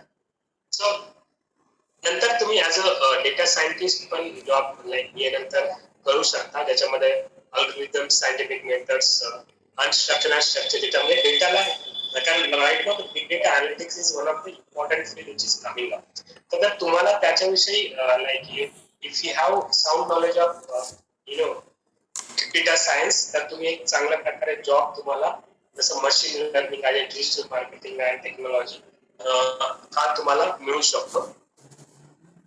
नंतर डिजिटल मार्केटिंग जसं मी पहिल्यांदा तुम्हाला सांगितलं, like Google ads, HubSpot, BootTrack, Facebook ad manager, Google analytics. So all this digital marketing जर तुम्ही केलं, तुम्हाला त्यानुसार जर तयार केलं तर तुम्हाला भरपूर जॉब ऑपॉर्च्युनिटीज आहेत. म्हणजे असं लोक म्हणतात की BA नंतर काय करणार, तर ऑब्विसली तुम्ही जर करंट ट्रेंड काय चालू आहे त्याच्यानुसार जर तुम्ही जर कोर्स सिलेक्ट केला तर तुम्हाला भरपूर जॉब ऑपॉर्च्युनिटीज मार्केटमध्ये अवेलेबल आहे. नंतर जर तुम्हाला लॉ मध्ये इंटरेस्ट असेल तर तुम्ही इव्हन लॉ मध्ये तुम्ही तुमचं मास्टर्स करू शकता, LLB करू शकता. नंतर ज्यांना जर्नलिझम मध्ये इंटरेस्ट आहे, लाईक म्हणजे जर्नलिझम मध्ये आपण नॉर्मल पत्रकार नाही, त्याच्यामध्ये इव्हन माझा एक मित्र life long is working in China, journalism from Pune university, आणि तो आता चायनामध्ये वर्क करतो. सो जर तुम्हाला मास मीडियामध्ये इंटरेस्ट असेल तर तुम्ही you can go always for the journalism courses हा एक महत्वाचा जॉब आपण त्यासाठी घेऊ शकतो.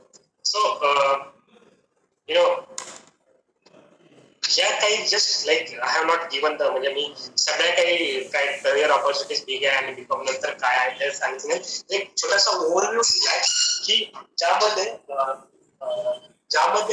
तुम्हाला मी हे सांगितलंय की आत्ता जो करंट रेट काय आहे मार्केटमध्ये आणि त्यानुसार तुम्हाला स्वतःला तयार करायला लागेल. तर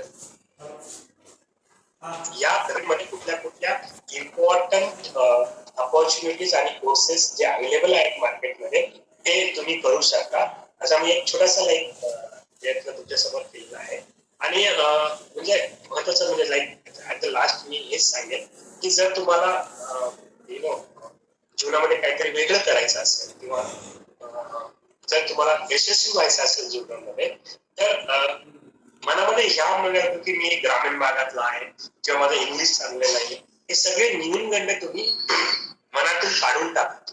कारण माझं उदाहरण पहा, मी एक छोट्याशा गावामधून माझी आई जी आहे ती तिला लिहिता वाचता येत नाही अजून तरी पण मी या ठिकाणी येऊ शकतो. तर तुम्ही पण सगळे जे विद्यार्थी आहे तुम्ही चांगल्या माझ्यापेक्षाही मोठ्या ठिकाणी जाऊ शकता आणि खूप उंच भरारी घ्या तुमच्या जीवनामध्ये.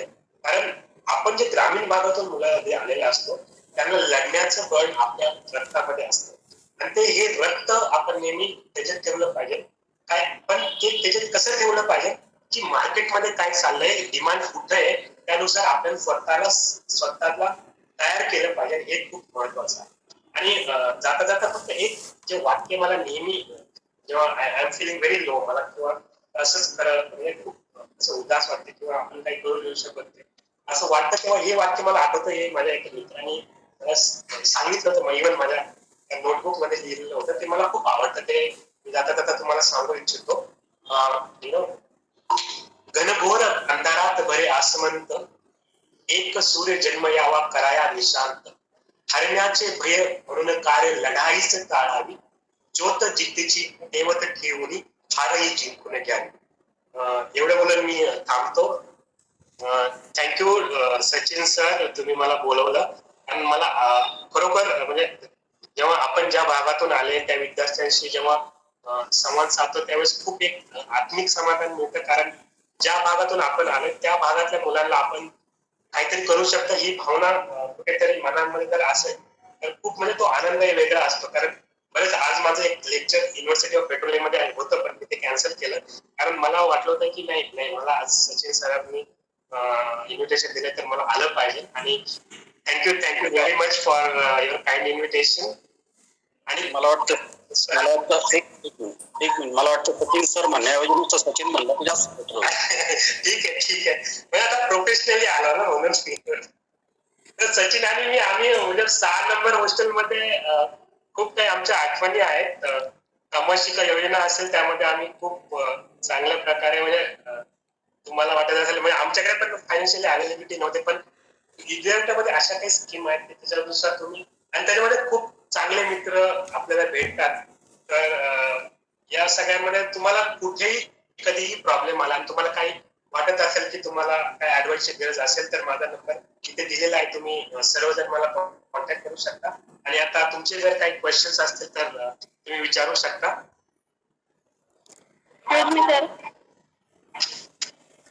सर एक क्वेश्चन आहे. हो बोला, कोण बोलतोय? 1 मिनिट. तर बीए मध्ये एचआर आणि मार्केटिंग मध्ये कोणतं ऑप्शन बेस्ट आहे? एचआर आणि मार्केटिंग मध्ये नो ठीक आहे. जर तुमचं कम्युनिकेशन स्किल चांगला असेल तर रात्रंदिवस कष्ट करायची जर तुम्ही तयारी ठेवत असाल तर तुमच्यासाठी जो मार्केटिंग हा पर्याय खूप चांगला आहे. कारण काय मार्केटिंग मध्ये काय असतं की आपल्याला स्वतःला प्रोडक्ट सेल करायचे. तर तुमच्या कंपनीचे प्रोडक्ट सेल करण्याची कॅपॅसिटी जर तुम्हाला वाटत असेल की माझ्यामध्ये असेल की तुम्ही एखाद्याला सहजपणे एखादी गोष्ट विकू शकता तर तुमच्यासाठी मार्केटिंग प्रोफेशनल अतिउत्तम आहे. आणि तुम्हाला वाटत असेल की तुम्ही खूप म्हणजे लोकांना चांगल्या प्रकारे मॅनेज करू शकता, त्यांचे लाईक क्वेश्चन्स व्हेरी चांगल्या प्रकारे सॉल्व्ह करू शकता आणि तुम्हाला लाईक पर्टिक्युलर टाइम फ्रेम मध्ये जर तुम्हाला वर्क कल्चरचा जर हवं असेल तर HR इज द बेस्ट. याच्यामध्ये पण जर तुम्हाला म्हणजे रात्रंदिवस कष्ट करण्याची तयारी असेल तर तुम्ही मार्केटिंग मध्ये जाऊ शकता. म्हणजे डिपेंड तुमच्यावर आहे की तुम्हाला तुमचा एरिया, तुमचा इंटरेस्ट एरिया कुठला आहे आणि तुम्हाला कुठल्या प्रकारचा जॉब अवेलेबल. म्हणजे तुमचं रात्रंदिवस कष्ट करायची, गो फॉर मार्केटिंग. पण तुम्हाला स्टिप्युलेटेड टाइम 9 to 10 म्हणजे 5 पर्यंत जॉब करायचा असेल आणि तुम्ही लोकांना एक चांगल्या प्रकारे लिडरशिप करू शकता तर तुम्ही HR मध्ये जाऊ शकता. ठीक आहे, थँक्यू सर. अजून कोणाला काही क्वेश्चन? सर बीकॉम नंतर 1 वर्षासाठी कोर्सेस आहेत का? हो, मी तुम्हाला जे काही कोर्सेस आता मी सांगितले त्याच्यामध्ये तुम्ही पहा, म्हणजे ड्युरेशन ऑफ द कोर्सेस काही 6 महिन्याचे पण आहेत. म्हणजे तुम्ही M.Com करताय बाजूला, जर तुम्ही हे सर्टिफिकेशन कोर्स जे केले, जे अवेलेबल आहे, तर तुमचं ते ऍडिशनली तुम्हाला फायदा मिळू शकतो. तर तशा प्रकारचे कोर्सेस मी तुम्हाला ही PPT पाठवतोय. तुम्ही त्याच्यातले पहा, तुम्ही गुगलवर सर्च करा की कुठल्या सर्टिफिकेशनचे कोर्स किती आहे. समजा जसं IFT मध्ये पण सर्टिफिकेट प्रोग्रामिंग फायनान्शियल मॅनेजमेंट हा एक कोर्सेस असतो 6 महिन्यासाठी. तर असे सर्टिफिकेट प्रोग्राम बरेचसे MBA colleges, reputed MBA colleges असतात, ते ऑफर करत असतात. तर तुम्ही रेप्युटेड युनिव्हर्सिटी मधून सर्टिफिकेशन प्रोग्राम करू शकता आणि ते अवेलेबल मार्केटमध्ये आहे. आणि इव्हन मी जे प्रेझेंटेशन दिले आहे त्याच्यामध्ये पण काही कोर्सेस या 6 मंथली किंवा इयरली बेसिस अवेलेबल आहे, ते तुम्ही पाहू शकता. इव्हन ग्लोबली रिकॉग्नाइज्ड बी कोर्सेस त्यामध्ये आहेत. अजून काही क्वेश्चन, क्वेरी कोणाला? सर MBA साठी बेस्ट कॉलेजेस कोणते आहेत? MA कुठल्या सब्जेक्ट मध्ये करायचे तुम्हाला? HR. MA HR का MBA? MBA sir. MBA. Okay, मला वाटलं MA कसं होतं. तर MBA साठी जे बेस्ट कॉलेजेस इंडियामध्ये आहेत ते आहे IIM-ABC. A for Ahmedabad, IIM Ahmedabad best college, IIM Bangalore आणि IIM कलकत्ता. हे 3 महत्वाचे कॉलेजेस MBA जर तुम्हाला करायचं आणि HR साठी जर करायचं असेल, तुम्हाला महाराष्ट्राचं जर बाहेर असेल जायचं तर Narsee Monjee institute of management studies हे एक चांगलं कॉलेज आहे. नंतर इव्हन तुम्ही जर तुम्हाला like if you don't have good financial resources असतील तर पुणे युनिव्हर्सिटीचं पुम्मा पण तुम्ही ट्राय करू शकता. नंतर जर तुम्हाला प्रायव्हेट मध्ये जायचं असेल तर प्रायव्हेट मध्ये 2-3 कॉलेजेस चांगली आहे. जसं मी सांगितलं नरसिंह मोहनजी, नंतर OP जिंदाल हे एक चांगलं आहे. नंतर जिथे मी देहरादूनला केलं ते युनिव्हर्सिटी ऑफ पेट्रोलियम, ऑब्वियस त्याची फी जास्त आहे, तर ते एक चांगलं कॉलेज अवेलेबल आहे. आणि जसं बँगलोर मध्ये गेला तर बँगलोर मध्ये पण चांगले कॉलेजेस तुम्हाला अवेलेबल आहे. Five business. नंतर तुम्ही तसं ट्राय करा पहिल्यांदा, जर तुम्हाला IIM मध्ये कुठल्याही मिळालं ऍडमिशन ते बेस्ट राहील, कारण they are the recognised MBA colleges. तर आता खूप नवीन जसे XLR आहे, जमशेदपूर असेल, नंतर तुम्ही IIM उदयपूर आता नवीन चालू झालेलं आहे, IIM लखनौ झालेलं आहे. अशा प्रकारे IIM इव्हन नागपूर आहे, त्याच्यामध्ये पण तुम्ही जॉब ऑपॉर्च्युनिटीज अवेलेबल करू शकता. नंतर जर तुम्हाला रिअली कम्युनिकेशन मध्ये आणि HR मध्ये इंटरेस्ट असेल तर अहमदाबाद मध्ये मायका हे इन्स्टिट्यूट असेल. मायका इन्स्टिट्यूट स्पेशलायझेशन त्यांचं लाईक HR आणि marketing as well as the mass communication मध्ये त्यांचं स्पेशलायझेशन असेल. हे तुम्ही तिथे पण ट्राय करू शकता मायकामध्ये. ठीक आहे, अजून कोणाला काही क्वेश्चन?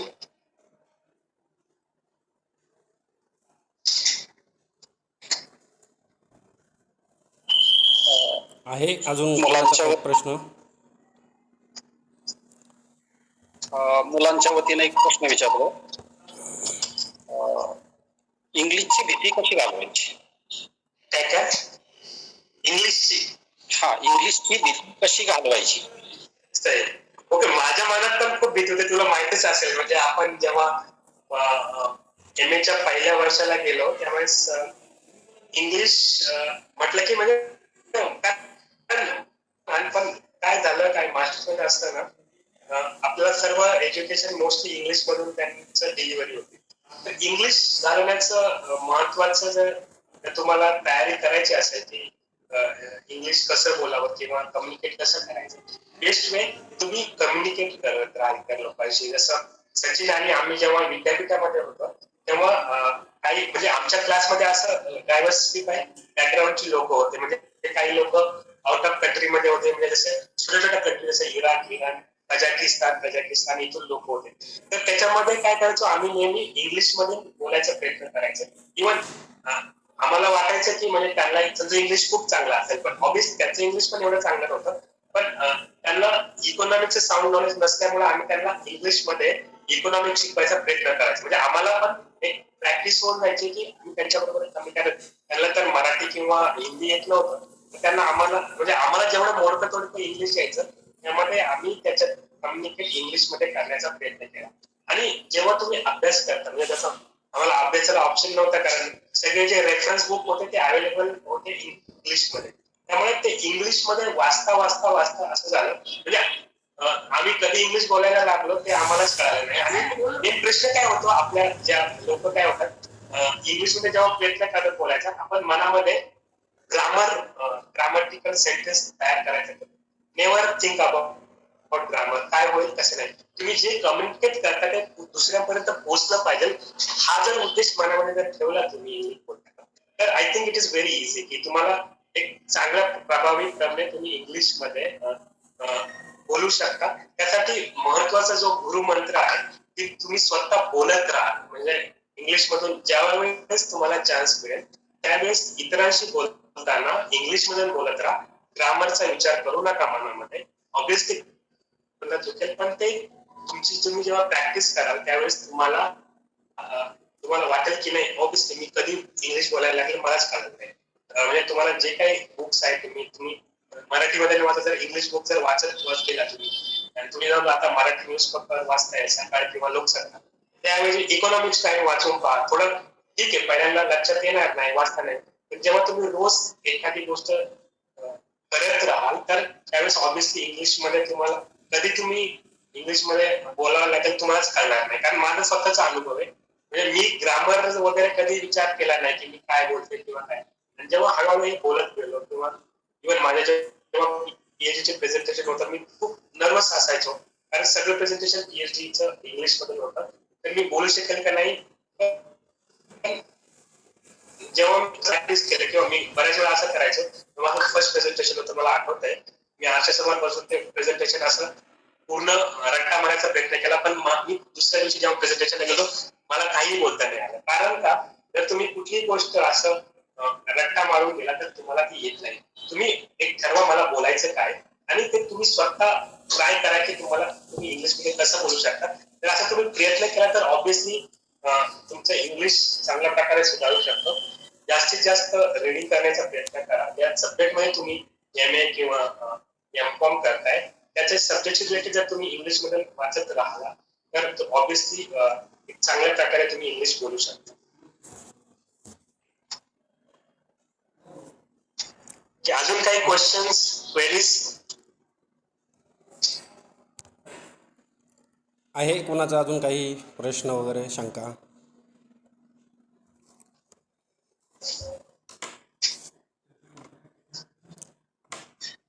नाही आहे. आपण पुढे जाऊया.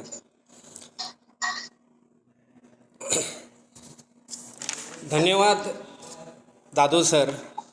आपण अतिशय म्हणजे एका ग्रामीण भागातून, अहमदनगर जिल्ह्यातील एका ग्रामीण भागामधून पुणे विद्यापीठामध्ये अर्थशास्त्र या विषयामध्ये MA करून गुजरातपर्यंत एका विद्यापीठामध्ये असिस्टंट प्रोफेसर आणि एक चांगले संशोधक म्हणून हा जो प्रवास तुम्ही आमच्या विद्यार्थ्यांसमोर सांगितला, त्याच्याबरोबर जे BCom मध्ये जे काही पारंपरिक अशा प्रकारच्या करिअरच्या संधींच्या पलीकडं अनेक जे कोर्सेस आहे, त्या कोर्सेसबद्दल अतिशय विस्तृत अशी प्रकारची माहिती प्रेझेंटेशनच्या माध्यमातून दिली.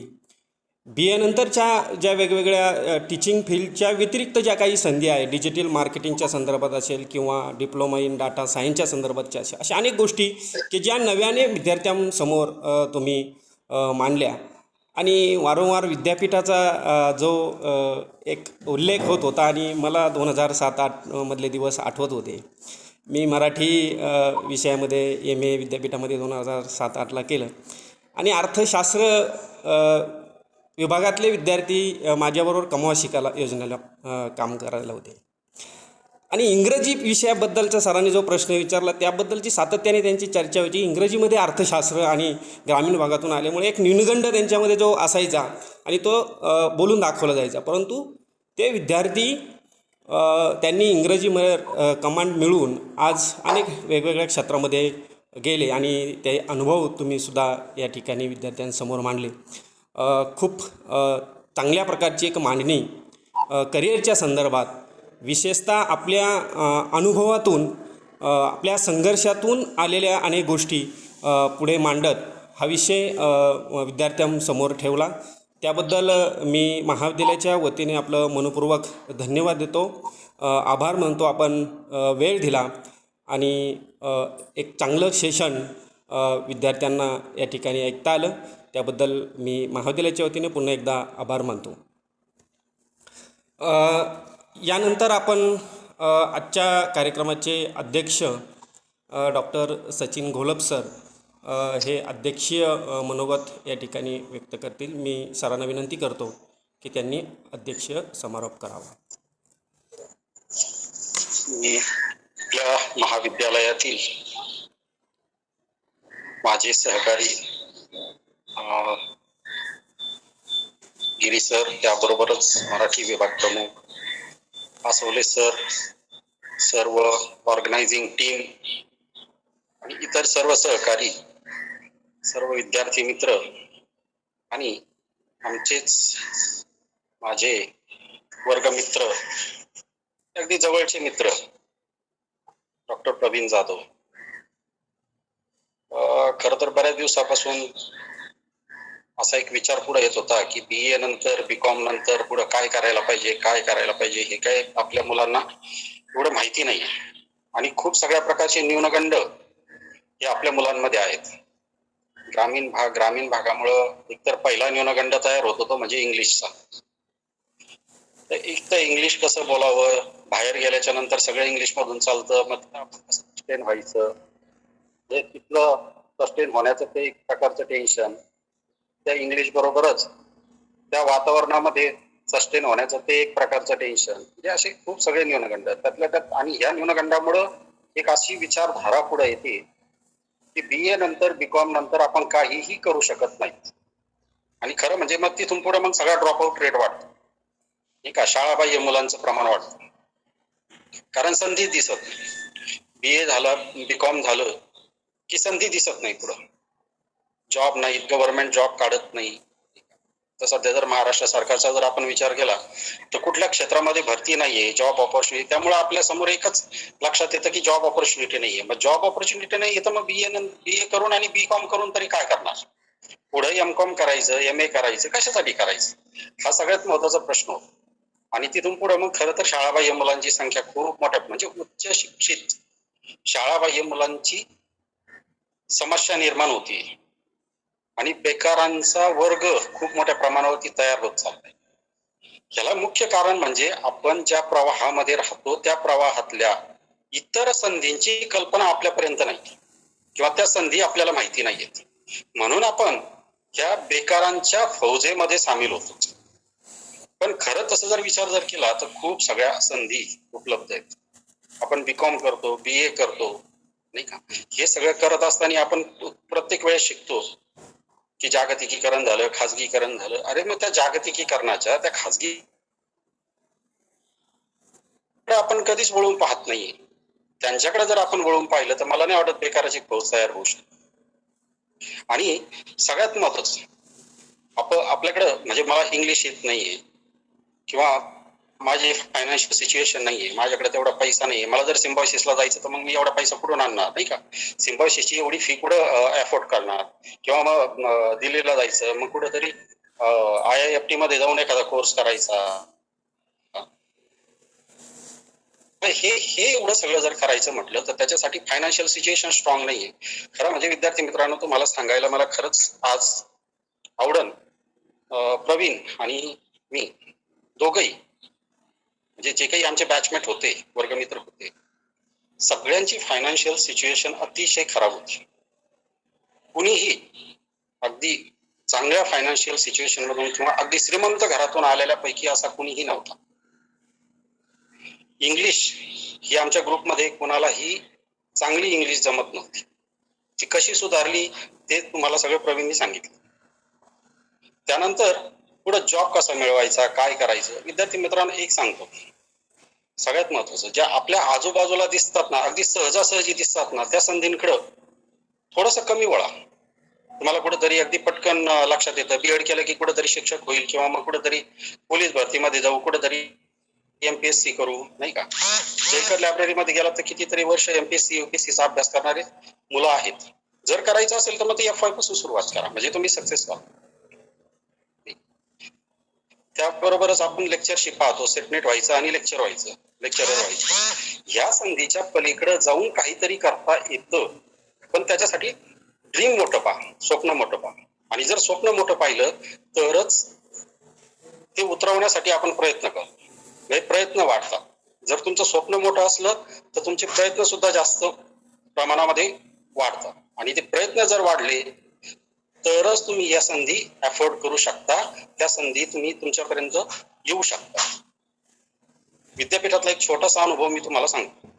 खरं तर बरेचसे अनुभव प्रवीणनी तुम्हाला सांगितले, त्याबरोबर एक छोटासा फक्त अनुभव सांगतो. आम्ही MA सेकंड इयरला असताना, खरं तर MA कुठे करायचा हा पण खूप मोठा प्रश्न होता. त्याबरोबर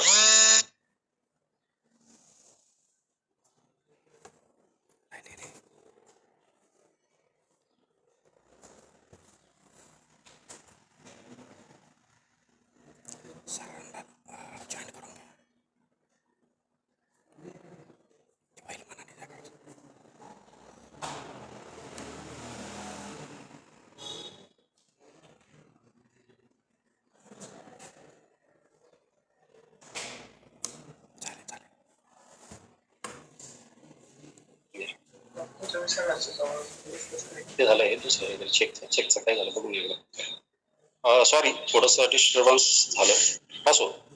तर विद्यापीठातला एक छोटासा अनुभव मी तुम्हाला सांगतो.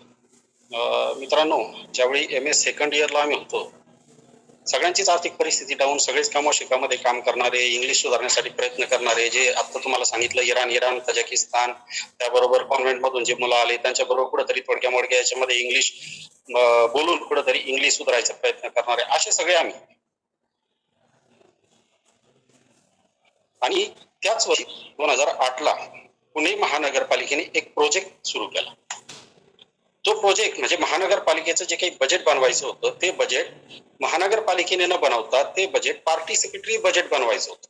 म्हणजे त्या बजेटना म्हणजे जनतेच्या मागण्यांचा विचार करून त्यावरची खर्च ठरवायचा आणि त्यानुसार बजेट बनवायचं आणि त्यानुसार ती महानगरपालिका खर्च करणार. अशा पद्धतीचं एक पार्टिसिपेटरी बजेटिंग करायचं होतं. त्याचं काम त्यांनी centre for environment education C नावाची एक NGO होतं आणि जनवाणी नावाचं एक NGO होतं. असं तर 2 NGOला संयुक्तपणे ते काम महानगरपालिकेने दिलं. सेंटर फॉर एन्व्हायरमेंट एज्युकेशन आणि जनवाणी, सी आणि जनवाणी या NGO.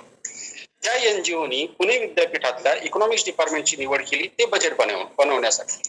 म्हणजे जे काही मॅन पॉवर लागत होती त्यांना, ती मॅन पॉवर पुणे विद्यापीठातल्या इकॉनॉमिक्स डिपार्टमेंट मधून त्यांनी घ्यायची असं ठरवलं. आणि ते सगळेजण आमच्याकडे आले, आमच्याकडे म्हणजे डिपार्टमेंटला आले आणि त्यांनी सांगितलं की असा एक प्रोजेक्ट आहे, त्या प्रोजेक्टवरती काम करण्यासाठी कोण कोण इच्छुक आहात. मग त्या प्रोजेक्टवरती काम करण्यासाठी प्रवीण, मी आणि आमचे अजून काही मित्र, असे साधारण एक 15 ते 20 जणांची टीम आम्ही अप्रोच झालो त्यांना आणि ते काम आम्हाला मिळालं. पहिलं आमच्या जीवनातलं, म्हणजे आमच्या सगळ्याच फ्रेंड मध्ये पहिलं आमच्या जीवनात आम्हाला मिळालेलं ते काम. बघा, त्यावेळेला आमच्याकडं अगदी म्हणजे जिओचा जो काही बटनाचा फोन मिळतो तसा फोनही आमच्याकडे नव्हता. कुठल्याही प्रकारच्या सुविधा नव्हत्या, लॅपटॉप नव्हता, अगदी फोनही नव्हता. लॅब मात्र डिपार्टमेंटने आम्हाला कॉम्प्युटर लॅब अवेलेबल करून दिलेली होती, त्यामुळे लॅब होती, परंतु लॅपटॉप, मोबाईल फोन असं काहीही नव्हतं. आणि ज्यावेळी आम्हाला कामाला आम्ही सुरुवात केली त्यावेळेला ते जे काही सी आणि जनवाणीचे जे प्रमुख होते त्यांच्या बरोबरच पुणे महानगरपालिकेचे आयुक्त, महापौर हे सुद्धा आम्हाला गायडन्ससाठी आले. मग त्यात ज्यावेळी आम्ही सगळं पुण्यामध्ये फिरलो, त्यानंतर मग लोकांच्या इंटरव्ह्यू घेतल्या, त्यानंतर हळूहळू मग लोकांकडून ज्या मागण्या म्हणजे महानगरपालिकेने काय काय करावं, काम करावं, ह्याचा जे काही सगळा डेटा आम्ही कलेक्ट केला, तो नंतर सॉर्टिंग केला. तो सॉर्टिंग करून मग योग्य काम कोणतं, त्याच्यावरती कॉस्टिंग म्हणजे खर्च किती होईल, ते खर्च मग तो कमीत कमी कसा करता येईल, असा सगळा विचार करून सगळं करून आम्ही नंतर ते पार्टिसिपेटरी बजेटिंग केली. हे सगळं करत असताना आम्हाला महानगरपालिकेने आम्हाला अँड्रॉइड फोन तेवढ्या काळापुरता, त्याच्याबरोबरच आयुक्तांचा नंबर दिला गेला. त्याच्याही बरोबर आम्हाला सपोर्ट सिस्टीम म्हणून अगदी कुठेही काहीही अनुचित प्रकार घडला, काही अडचण आली तर स्वतः आयुक्त सुद्धा त्या ठिकाणी यायला तयार, म्हणजे अशा प्रकारचा सपोर्ट आम्हाला दिला गेला. आणि ते सगळं बघितल्यानंतर आमच्या सगळ्यांच्या मनात एक विचार आला की अरे हा सगळा पार्ट कशाचा येतो, एक प्रकारे रिसर्चचा येतो. म्हणजे डेटा कलेक्ट करायचा, त्यातून काहीतरी निष्पन्न करायचं, त्याचं कॉस्टिंग करायचं, ते नंतर कुणाला तरी द्यायचं, म्हणजे एक तर रिसर्च. दुसरी गोष्ट लक्षात आली की अशा प्रकारचं जर आपण काम केलं तर आपल्याला किती सगळ्या सुविधा मिळू शकतात.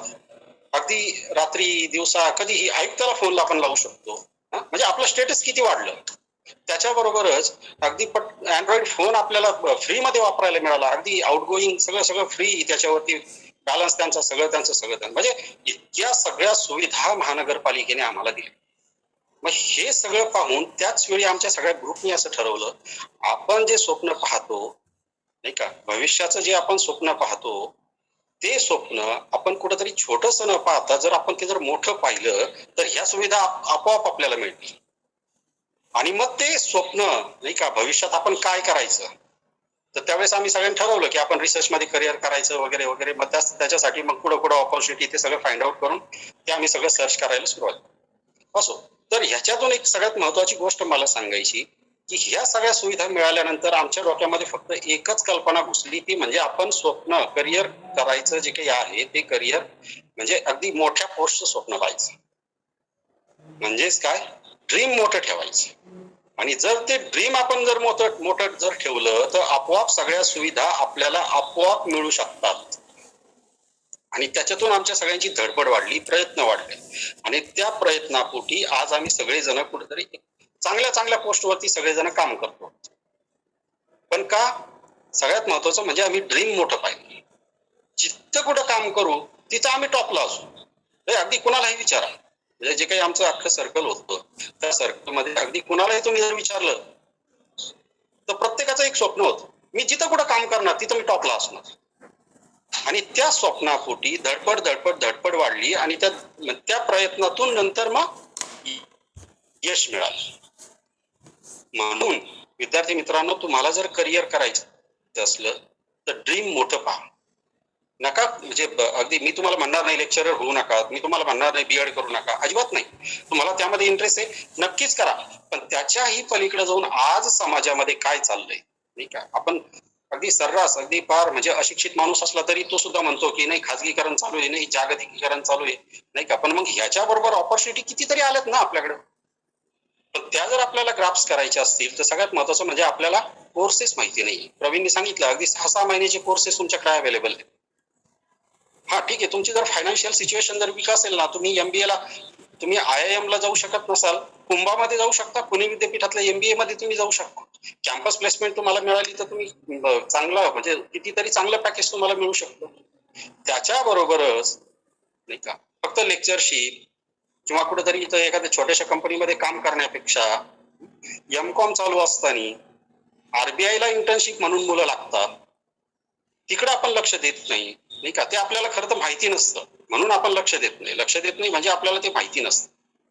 त्यामुळे मग जर आपण RBIच्या इंटर्नशिप साठी जर गेलो आणि अगदी MA ला करंटलाच तुम्ही जाऊ शकता, MCOM ला करंटलाच, MCOMच्या सेकंड इयरला तुम्ही इंटर्नशिप साठी जाऊ शकता. त्याच्याबरोबरच पुण्यामध्ये जर समजा तुम्ही NIBM सारख्या ठिकाणी जर गेला तर अगदी 6 महिन्याचे वर्षाचे कितीतरी कोर्सेस अवेलेबल आहेत आणि अगदी कमी पैशामध्ये. म्हणजे तुमची फायनान्शियल परिस्थिती खूप चांगली पाहिजे असं अजिबात नाही. म्हणजे अगदी कमी खर्चामध्ये चांगल्यातले चांगले कोर्सेस तुम्ही अगदी 6 महिने वर्षाचे करू शकता. आणि त्या आधारावरती जे काही आता प्रवीणने तुम्हाला सांगितलं त्या पद्धतीने प्रायव्हेट मध्ये कितीतरी चांगल्या पॅकेजची नोकरी तुम्ही मिळवू शकता. पण याच्यासाठी तुम्हाला कान आणि डोळे हे उघडं ठेवणं अत्यंत गरजेचं. तुम्हाला नेहमी शोध नाही का, तुमचा शोध सुरू राहायला पाहिजे. तुमचं सर्च इंजिन जसं गुगलचं सर्च इंजिन आहे ना, त्याप्रमाणे तुमचं सर्च इंजिन कायम सुरू असलं पाहिजे की मी BA करतोय, मी BCom करतोय, ह्याच्यानंतर मला कुठं जाता येऊ शकतं. आणि दुसरा नाही का, फायनान्शियल न्यूनगंड काढून टाका बाजूला. कमी पैशामध्ये तुम्ही सगळं काही करू शकता. हे अगदी खूप श्रीमंत पाहिजे अजिबात नाही. RBI मध्ये जा, इंटर्नशिप करा, कितीतरी ऑपॉर्च्युनिटी तुम्हाला येतील. NIBM मध्ये जा, 6 महिन्याचे कमी पैशामध्ये कोर्स करा, कितीतरी ऑपॉर्च्युनिटी तुम्हाला मिळतील. त्याच्याबरोबर प्लॅनिंग कमिशन मध्ये तिथं सुद्धा इंटर्नशिप नाही का, ट्रेनिंग म्हणून मुलं घेतले जातात. तर तिथं तुम्ही जाऊ शकता आणि BA BComच्या बेसवरच जाऊ शकता. तुम्ही सायन्स बॅकग्राऊंड मधून नाही का, हे जे काही आहे ग्लोबल हब, ह्याच्यामध्ये तुम्हाला BA आणि BCom नंतरच खूप सगळ्या संधी उपलब्ध आहेत. प्लॅनिंग कमिशनची वेबसाईट कधीतरी सर्च करा, NIBM ची वेबसाईट कधीतरी सर्च करा, RBI ची वेबसाईट कधीतरी सर्च करा, फायनान्स कमिशनची वेबसाईट कधीतरी सर्च करा. ह्याच्याही पलीकडे जाऊन अनालिस्टचे खूप सगळे जॉब अवेलेबल आहेत. रिसर्च अनालिस्ट म्हणून तुम्ही जाऊ शकता. डेटा अनालिस्ट म्हणजे जे खूप सगळ्या गोष्टींचा उल्लेख प्रवीणनी खरं तर केला, त्या सगळ्या गोष्टी मला परत त्याची उजळणी मला करायची नाहीये. पण ह्याच्यासाठी तुमच्या मनातले हे जे न्यूनगंड आहेत ना, ते आधी बाजूला सारा, तरच तुम्ही हे सगळं काही ग्राफ्स करू शकता. पहिलं तर फायनान्शियल सिच्युएशनचा न्यूनगंड काढून टाका कमीत कमी याच्यामध्ये. आणि ठीक आहे, जर समजा तुमच्या लक्षात आलं नाही ना, तर तुम्ही तुमचे शिक्षक आहेत ना, इथं जे बसलेले आहेत, गिरी सर असतील, कुलकर्णी सर असतील, आणि ठीक आहे, ह्यांच्याकडून पण जर तुमचं समाधानकारक, तुम्हाला जर त्याच्याही पलीकडे जाऊन आणखी गायडन्स पाहिजे असेल, तर मी स्वतः इथं बसलेला आहे. ह्याच्या बरोबरच जर समजा मलाही काही गोष्टी, म्हणजे आम्हा लोकांना सगळ्या गोष्टी येतात असं मी कधीही म्हणणार नाही. कारण बघा, प्रत्येक म्हणजे जे काही माणसाकडे जे काही नॉलेज असतं त्याच्यापेक्षा खूप अफाट समुद्र इतकं नॉलेज हे जगामध्ये. त्यामुळं एकाच माणसाकडे सगळं नॉलेज अजिबात नसतं. त्यामुळे माझ्याही पलीकडे जाऊन जे काही समजा असे ज्यांचे करिअर घडलेत नाही का, चांगल्या चांगल्या पोस्टवरती, उदाहरणार्थ आज जे काही व्याख्याते तुमच्या समोर आहे डॉक्टर प्रवीण जाधव, यांच्याशी कॉन्टॅक्ट करा. त्यांच्याशी कॉन्टॅक्ट करून त्यांना विचारा की सर, माझं फायनान्शियल बॅकग्राऊंड एवढं काही स्ट्रॉंग नाहीये, नाही का, मला इंग्रजी थोडंसं कमी येतंय, इंग्रजीवरती माझं प्रभुत्व नाहीये, मग मी कुठं डेटा अनालिस्टचा कोणता कोर्स करू, रिसर्च अनालिस्ट म्हणून मला जायचं इंटरेस्ट आहे, मग मी कसं ग्राफ्स करू, ठीक आहे. कम्युनिकेशन वाढवा. कम्युनिकेशन तुमचं वाढलं की आपोआप पण तुम्ही जर म्हटलात की फक्त फिरोदिया कॉलेजमध्ये मला BA करायचं, BCom करायचं आणि नंतर कुठेतरी संधी, अजिबात मिळणार नाही. त्याच्यासाठी तुमचं कम्युनिकेशन वाढवा. कम्युनिकेशन वाढलं, या सगळ्या लोकांच्या कॉन्टॅक्टमध्ये तुम्ही आलात, तुम्हाला योग्य तो गायडन्स मिळेल. योग्य तो गायडन्स मिळाला तर तुम्ही चांगल्या संधी ग्राफ्स करू शकता. त्याच्याबरोबर इंग्लिश, नाही का, इंग्लिशचा सुद्धा न्यूनगंड बाजूला काढून टाका. म्हणजे इंग्लिश येतच असेल तरच मला या संधी मिळू शकतील, बाजूला सारा.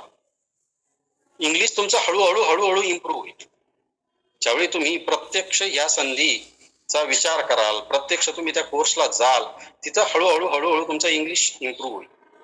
त्यामुळं आधीच या सगळ्या गोष्टी मला हव्यात आणि त्यानंतरच मी करिअर करू शकतो अशा ठिकाणी असं अजिबात मनात आणू नका. ते जर मनात आणलं तर तुम्ही कुठल्याही प्रकारे यशस्वी होऊ शकणार नाही. त्यासाठी फक्त त्रिसूत्रीचा अवलंब करा. पहिली गोष्ट, ड्रीम मोठं ठेवा. ड्रीम मोठं ठेवलं तर तुमचे प्रयत्न वाढतील. दुसरी गोष्ट, फायनान्शियल सिच्युएशन, तुमची जी काही आर्थिक परिस्थिती आहे ती कमकुवत आहे म्हणून मी या संधी अफोर्ड करू शकणार नाही, चांगलं शिक्षण अफोर्ड करू शकणार नाही, हे मनातून काढून टाका. आणि तिसरं, त्रिसूत्रीतलं शेवटचं, ते म्हणजे इंग्लिश. इंग्लिश येत नाही म्हणून हे सगळं काही मला मिळणार नाही, हा पण न्यूनगंड मनातून काढून टाका. हे 3 जर तुम्ही पाळलत तर मला वाटतं नक्कीच अतिशय चांगलं करिअरच्या संधी तुम्हाला मिळू शकतात. BA आणि BCom नंतर सुद्धा खूप चांगल्या करिअरच्या संधी तुम्हाला मिळतील. चांगलं करिअर तुमचं होऊ शकतं, चांगलं पॅकेज तुम्हाला मिळू शकतं. त्यामुळं आजपासूनच थोडंसं कम्युनिकेशन वाढवा. आजपासूनच म्हणजे अगदी SY पासूनच तुम्ही जर हे सगळ्या सर्चिंगला सुरुवात जर केली तर मला वाटतं नक्कीच तुम्ही MS सेकंड इयरला किंवा MCOMच्या सेकंड इयरला असताना कुठेतरी चांगल्या ठिकाणी जाल आणि त्यानंतर खूप चांगले माजी विद्यार्थी म्हणून पुन्हा माझ्या कॉलेजला याल अशी माझी अपेक्षा आहे. आणि त्याच्याबरोबरच जाता जाता फक्त माझे जे काही वर्गमित्र आहेत जाधव सर यांना एक छोटीशी रिक्वेस्ट करतो. सर ही फॉर्मली रिक्वेस्ट आहे, मी कॉलेजच्या माध्यमातून बोलतोय म्हणून सगळ्या आमच्या विद्यार्थ्यांच्या वतीनं एक विनंती करतो की तुम्ही ज्यावेळी कधी ब्राह्मणवाड्याला म्हणजे अगदी साकूरच्या जवळच आहे, म्हणजे मीही अनेक वेळा विद्यापीठात असताना आपण तुमच्या घरी गेलो त्यामुळे मला माहिती आहे डिस्टन्स किती आहे. अगदी 25 ते इथून साकूर पासून अगदी 25 ते 30 किलोमीटर अंतरावरती तुमचं गाव आहे, घर पण. त्यामुळं तुम्ही ज्यावेळी कधी ब्राह्मणवाड्याला याल घरी त्यावेळेला नक्कीच आमच्या कॉलेजला व्हिजिट द्या आणि ऑफलाईन मोडमध्ये माझ्या विद्यार्थ्यांना तुम्ही मार्गदर्शन कराल आणि कुठं कुठं आणखी संधी उपलब्ध आहेत त्या कशा ग्राफ्स करायच्या याचं एक ऑफलाईन मार्गदर्शन प्रत्यक्ष कॉलेजमध्ये येऊन करावं अशी एक छोटीशी विनंती तुम्हाला करतो आणि थांबतो. धन्यवाद. नक्कीच सचिन, मी नक्की येईल, कारण मे बी मे महिन्यामध्ये मी येणार आहे, तर नक्कीच कॉलेजला येईल. आणि आपण, कारण काय होतं की ऑनलाईन किती म्हटलं तरी एक दुरावा वाटतो आणि आपण प्रत्यक्ष भेटल्यावर खूप काही वेगळ्या फिलिंग आपल्याला, कारण आता मला विद्यार्थी दिसत नाही त्यामुळे त्यांच्या एक्सप्रेशन, ज्या भावना मनातल्या आहेत त्या जाणून घेणं महत्वाचं आहे. आणि नक्कीच मी आल्यावरती भेट देईल. आपण मे बी मे मध्ये जर स्टुडंट असतील तर आपण भेटूया, किंवा ऑगस्ट वगैरे मध्ये पण जर मी आलोच तर नक्की आवर्जून मी कॉलेजला येईल. आणि थँक्यू टू, म्हणजे खूप आपल्या विद्यापीठातल्या ज्या काही गोष्टी जे आपलं पार्टिसिपेटरी प्लॅनिंग सांगितलं, खरोखर ते अपॉर्च्युनिटीज अशा ज्या येतात तुम्ही आम्ही म्हटू शकतो, कारण आम्हाला वाटलं असं की नाही आपण नाही करायचं कारण आपल्याला येणार नाही असं नाही. आम्ही सगळ्यांनी एकमताने हो म्हटलं आणि त्याच्यातच एक अर्ध जिंकल्यासारखं होतं. आणि ऑब्विसली त्या सगळ्या पॉलिसीज ज्या आम्ही स्वतःनी तयार केल्या होत्या त्या इम्प्लिमेंट झाल्यावर जे काही सुख आपल्याला मिळतं त्याचा आनंद जो असतो तो शब्दात मोजणं शक्य नाहीये. कारण जेव्हा मी माझं FDI वर काम केलं, जेव्हा ते मिनिस्ट्री ऑफ कॉमर्सने ते ऍक्सेप्ट केलं, मेक इन इंडिया मध्ये त्यांच्या काही माझ्या पॉलिसीज जेव्हा इम्प्लिमेंट केल्या त्यावेळेस झालेला मला आनंद खूप मोठा होता, म्हणजे तो वर्णन करणं शक्य नाही. तर अशा प्रकारे जर तुमच्याकडे जर काही करण्याची इच्छा असेल तर तुमच्या स्वतःच्या केलेल्या पॉलिसीज तुम्ही जगासमोर मांडू शकता, त्याचं इम्प्लिमेंटेशन होऊ शकतं. तर अशा प्रकारे तुम्ही स्वतः कार्य करा. आणि ऑब्विसली कुठलाही नियमगंड ठेवू नका, इंग्लिश वगैरे काही नाही. तुमच्यात जर करण्याची जिद्द असेल तर तुम्ही खूप काही करू शकता जीवनामध्ये. उदाहरण सचिन सर आहेत, मी आहे, असे अनेक विद्यार्थी तुम्हाला जर वाटत असले की फायनान्शियली म्हणजे आम्हाला 15 रुपये तास मिळायचे कमर्शिका योजनेमध्ये, आणि ते पैसे आम्ही म्हणजे आमचं जेवणाचा वगैरे खर्च वापरून आम्ही इव्हन 2 वर्षामध्ये आम्ही कधी मूवीला वगैरे असं गेलो नाही, तरी पण आम्ही एक आनंद वेगळाच होता त्या म्हणजे आम्हाला असं कधी वाटलं नाही की आमच्याच विद्यार्थ्यांनी म्हणजे बाकीच्या मुलींसमोर आम्ही झाडू मारले, असा कधी आम्हाला त्याच्याविषयी म्हणजे आम्हाला स्वतःचा हे वाटला नाही. कारण आम्ही स्वतः जॉब करून आमचा खर्च भागवत होतो, याच्यामध्ये एक वेगळं समाधान होतं. तर ते समाधान तुम्ही स्वतः क्रिएट करा, आणि जर तुम्हाला करायचंच असेल तर तुम्ही भरपूर काही करू शकता. आणि इव्हन मला एक मित्र जेव्हा मी दिल्लीला होतो त्याला त्याच्याकडे पण फायनान्शियल कंडिशन नव्हती, त्याला कॅनडामध्ये जायचं होतं आणि पुढचं एज्युकेशन त्याला कॅनडामधून घ्यायचं होतं. त्याने स्वतः जॉब लाईक लोन ऍप्लिकेशन केलं कॅनडामध्ये, आज तो कॅनेडियन गव्हर्नमेंट मध्ये जॉब करतोय. सो असं बरेच उदाहरणं आहेत की ज्यांचं तुम्ही म्हणत असो की हे नाही ते हे न म्हणण्यापेक्षा मी काय करू शकतो ह्याचा असा जर संकल्प मनामध्ये ठेवला तर खरोखरच तुम्ही खूप पुढे जाऊ शकता. फक्त ती जिद्द तुमच्या मनामध्ये पाहिजे, आणि तसं तुम्ही जर चालत राहिला, तुम्ही प्रयत्न करत राहिला तर यश नक्की मिळतं. आणि म्हणजे आपण नेहमी दोष देत बसतो की नाही महाराष्ट्रामध्ये जर टीचिंगचा जॉब मिळाला असेल तर तुम्हाला खूप पैसे द्यावे लागतात, एवढे पैसे लागतात. तर असं काही नाहीये. म्हणजे मी एवढे माझे जॉब लागले त्यामुळे मी पुढे कोणी पैसे मागितले नाही. ज्या ऑपॉर्च्युनिटीज तुम्ही फाइंड आउट केलं पाहिजे. आपण फक्त रडत बसण्यापेक्षा कुठे चांगल्या पॉझिटिव्ह गोष्टी आहेत त्या शोधण्याचा प्रयत्न केला तर नक्कीच त्या गोष्टी तुम्हाला मिळू शकतात. तर म्हणजे ऑपॉर्च्युनिटी खूप आहे पण त्या स्वतः तुम्हाला शोधावं लागतील. म्हणजे मी फक्त एक गायडन्स केलं की मला हे पण मी गायडन्स कुठून केलं जे अवेलेबल गुगल मध्ये आहेत ते तुम्हाला फक्त सांगितलं. पण स्वतःला तुम्हाला त्या गोष्टीमध्ये पडावं लागेल. त्याचा रिसर्च जो सचिन सरांनी सांगितलं की रिसर्च तो स्वतः स्वतःचा करावा लागेल आणि त्यानुसार तुम्हाला पुढे जावे लागेल. कारण तुम्हीच तुमच्या जीवनाचे शिल्पकार आहात. कशा प्रकारे तुम्ही तुमचं ध्येय बनवा त्याच्याशी. कारण बऱ्याच वेळा आपले ध्येय काय होतं म्हणजे मी बीए इकॉनॉमिक्स घेतलं की माझ्या शेजारचा मित्र इकॉनॉमिक्स करतो त्याच्या नोट्स मिळत म्हणून मी केलं. म्हणजे असे ध्येय जरी म्हणजे काही वेळेस ते आपले वेगळे जातात कारण की आपल्याला त्या ऑपॉर्च्युनिटीज अवेलेबल नसतात. पण जे काही मिळतं त्या आजूबाजूच्या गोष्टीतून त्या संधीचं सोनं करण्याचा प्रयत्न करा एवढंच सांगतो. परत एकदा धन्यवाद रमेश शिरोदिया कॉलेज आणि सचिन गोलब सर, बाकीचे दत्ता आसवले सर. आता त्यांनी पण विद्यापीठाच्या चांगल्या मेमोरीजला उजाळा दिला. कुलकर्णी सर, रणजित गिरी सर, खरोखरच चांगलं वाटलं तुम्हाला सगळ्यांना भेटून. आणि बऱ्याच दिवसातून मराठीतून मला वाटलं होतं मी देऊ शकेल की नाही पण माझ्या मनातला तो निघून गेला की मी मराठीतून पण लेक्चर चांगलं देऊ शकतो. Thank you very much for inviting me. आणि नक्कीच मी पुढच्या वेळेस जेव्हा ब्राह्मणला येईल मी नक्कीच कारण सचिनला भेटण्याची खूप इच्छा आहे. बरेच दिवस आम्ही भेटलो नाही पर्सनली तर नक्की आपण भेटूया. आणि all the best for your all future for all the student. खूप कीर्तिवंत व्हा, यशवंत व्हा. आणि परत तुम्हाला जेव्हा गरज वाटेल तुम्ही कधीही मला कॉल करू शकता. मी जर फ्री असेल तर नक्की तुमच्या कॉलचा रिस्पॉन्स देईन. Thank you very much. धन्यवाद सर. आजच्या या वेबिनारच्या निमित्ताने जाधव सर आणि घोलप सर या दोन्ही मान्यवरांनी करिअरच्या संदर्भात आणि एकूणच आपलं ध्येय एक मोठं ध्येय आपण ठेवलं पाहिजे आणि त्याच्यासाठी सातत्याने प्रयत्न करत राहणं आणि त्यातून नक्कीच आपण यशस्वी होऊ. कोणत्याही क्षेत्रात गेलं तर तिथं टॉपला जायला पाहिजे हा एक संदेश सरांनी दिला.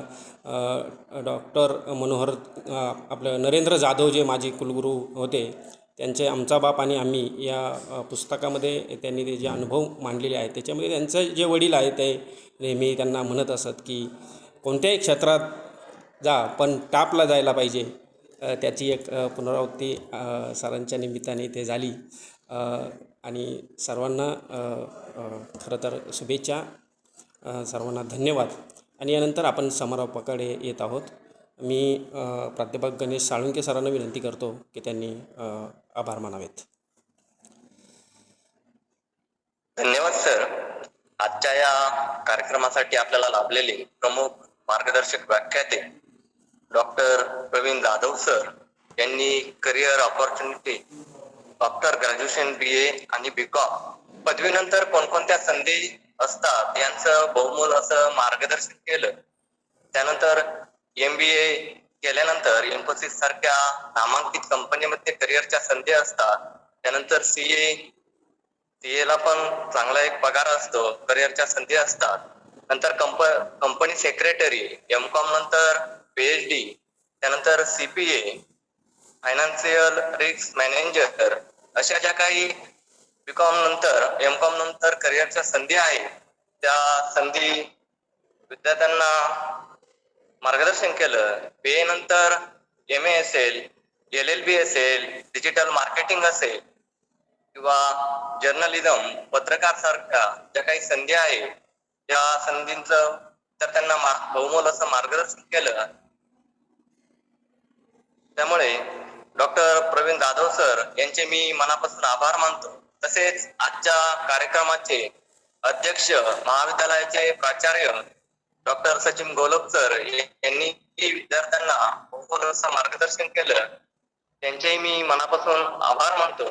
त्याचप्रमाणे वाणिज्य विभाग प्रमुख उपप्राचार्य रणजित गिरी सर हेही या कार्यक्रमासाठी उपस्थित राहिले, त्यांचेही मी मनापासून आभार मानतो. आजच्या कार्यक्रमाचे कार्यक्रम समन्वयक गणेश कुलकर्णी सर त्यांची त्याचप्रमाणे कार्यक्रमात सहकार्य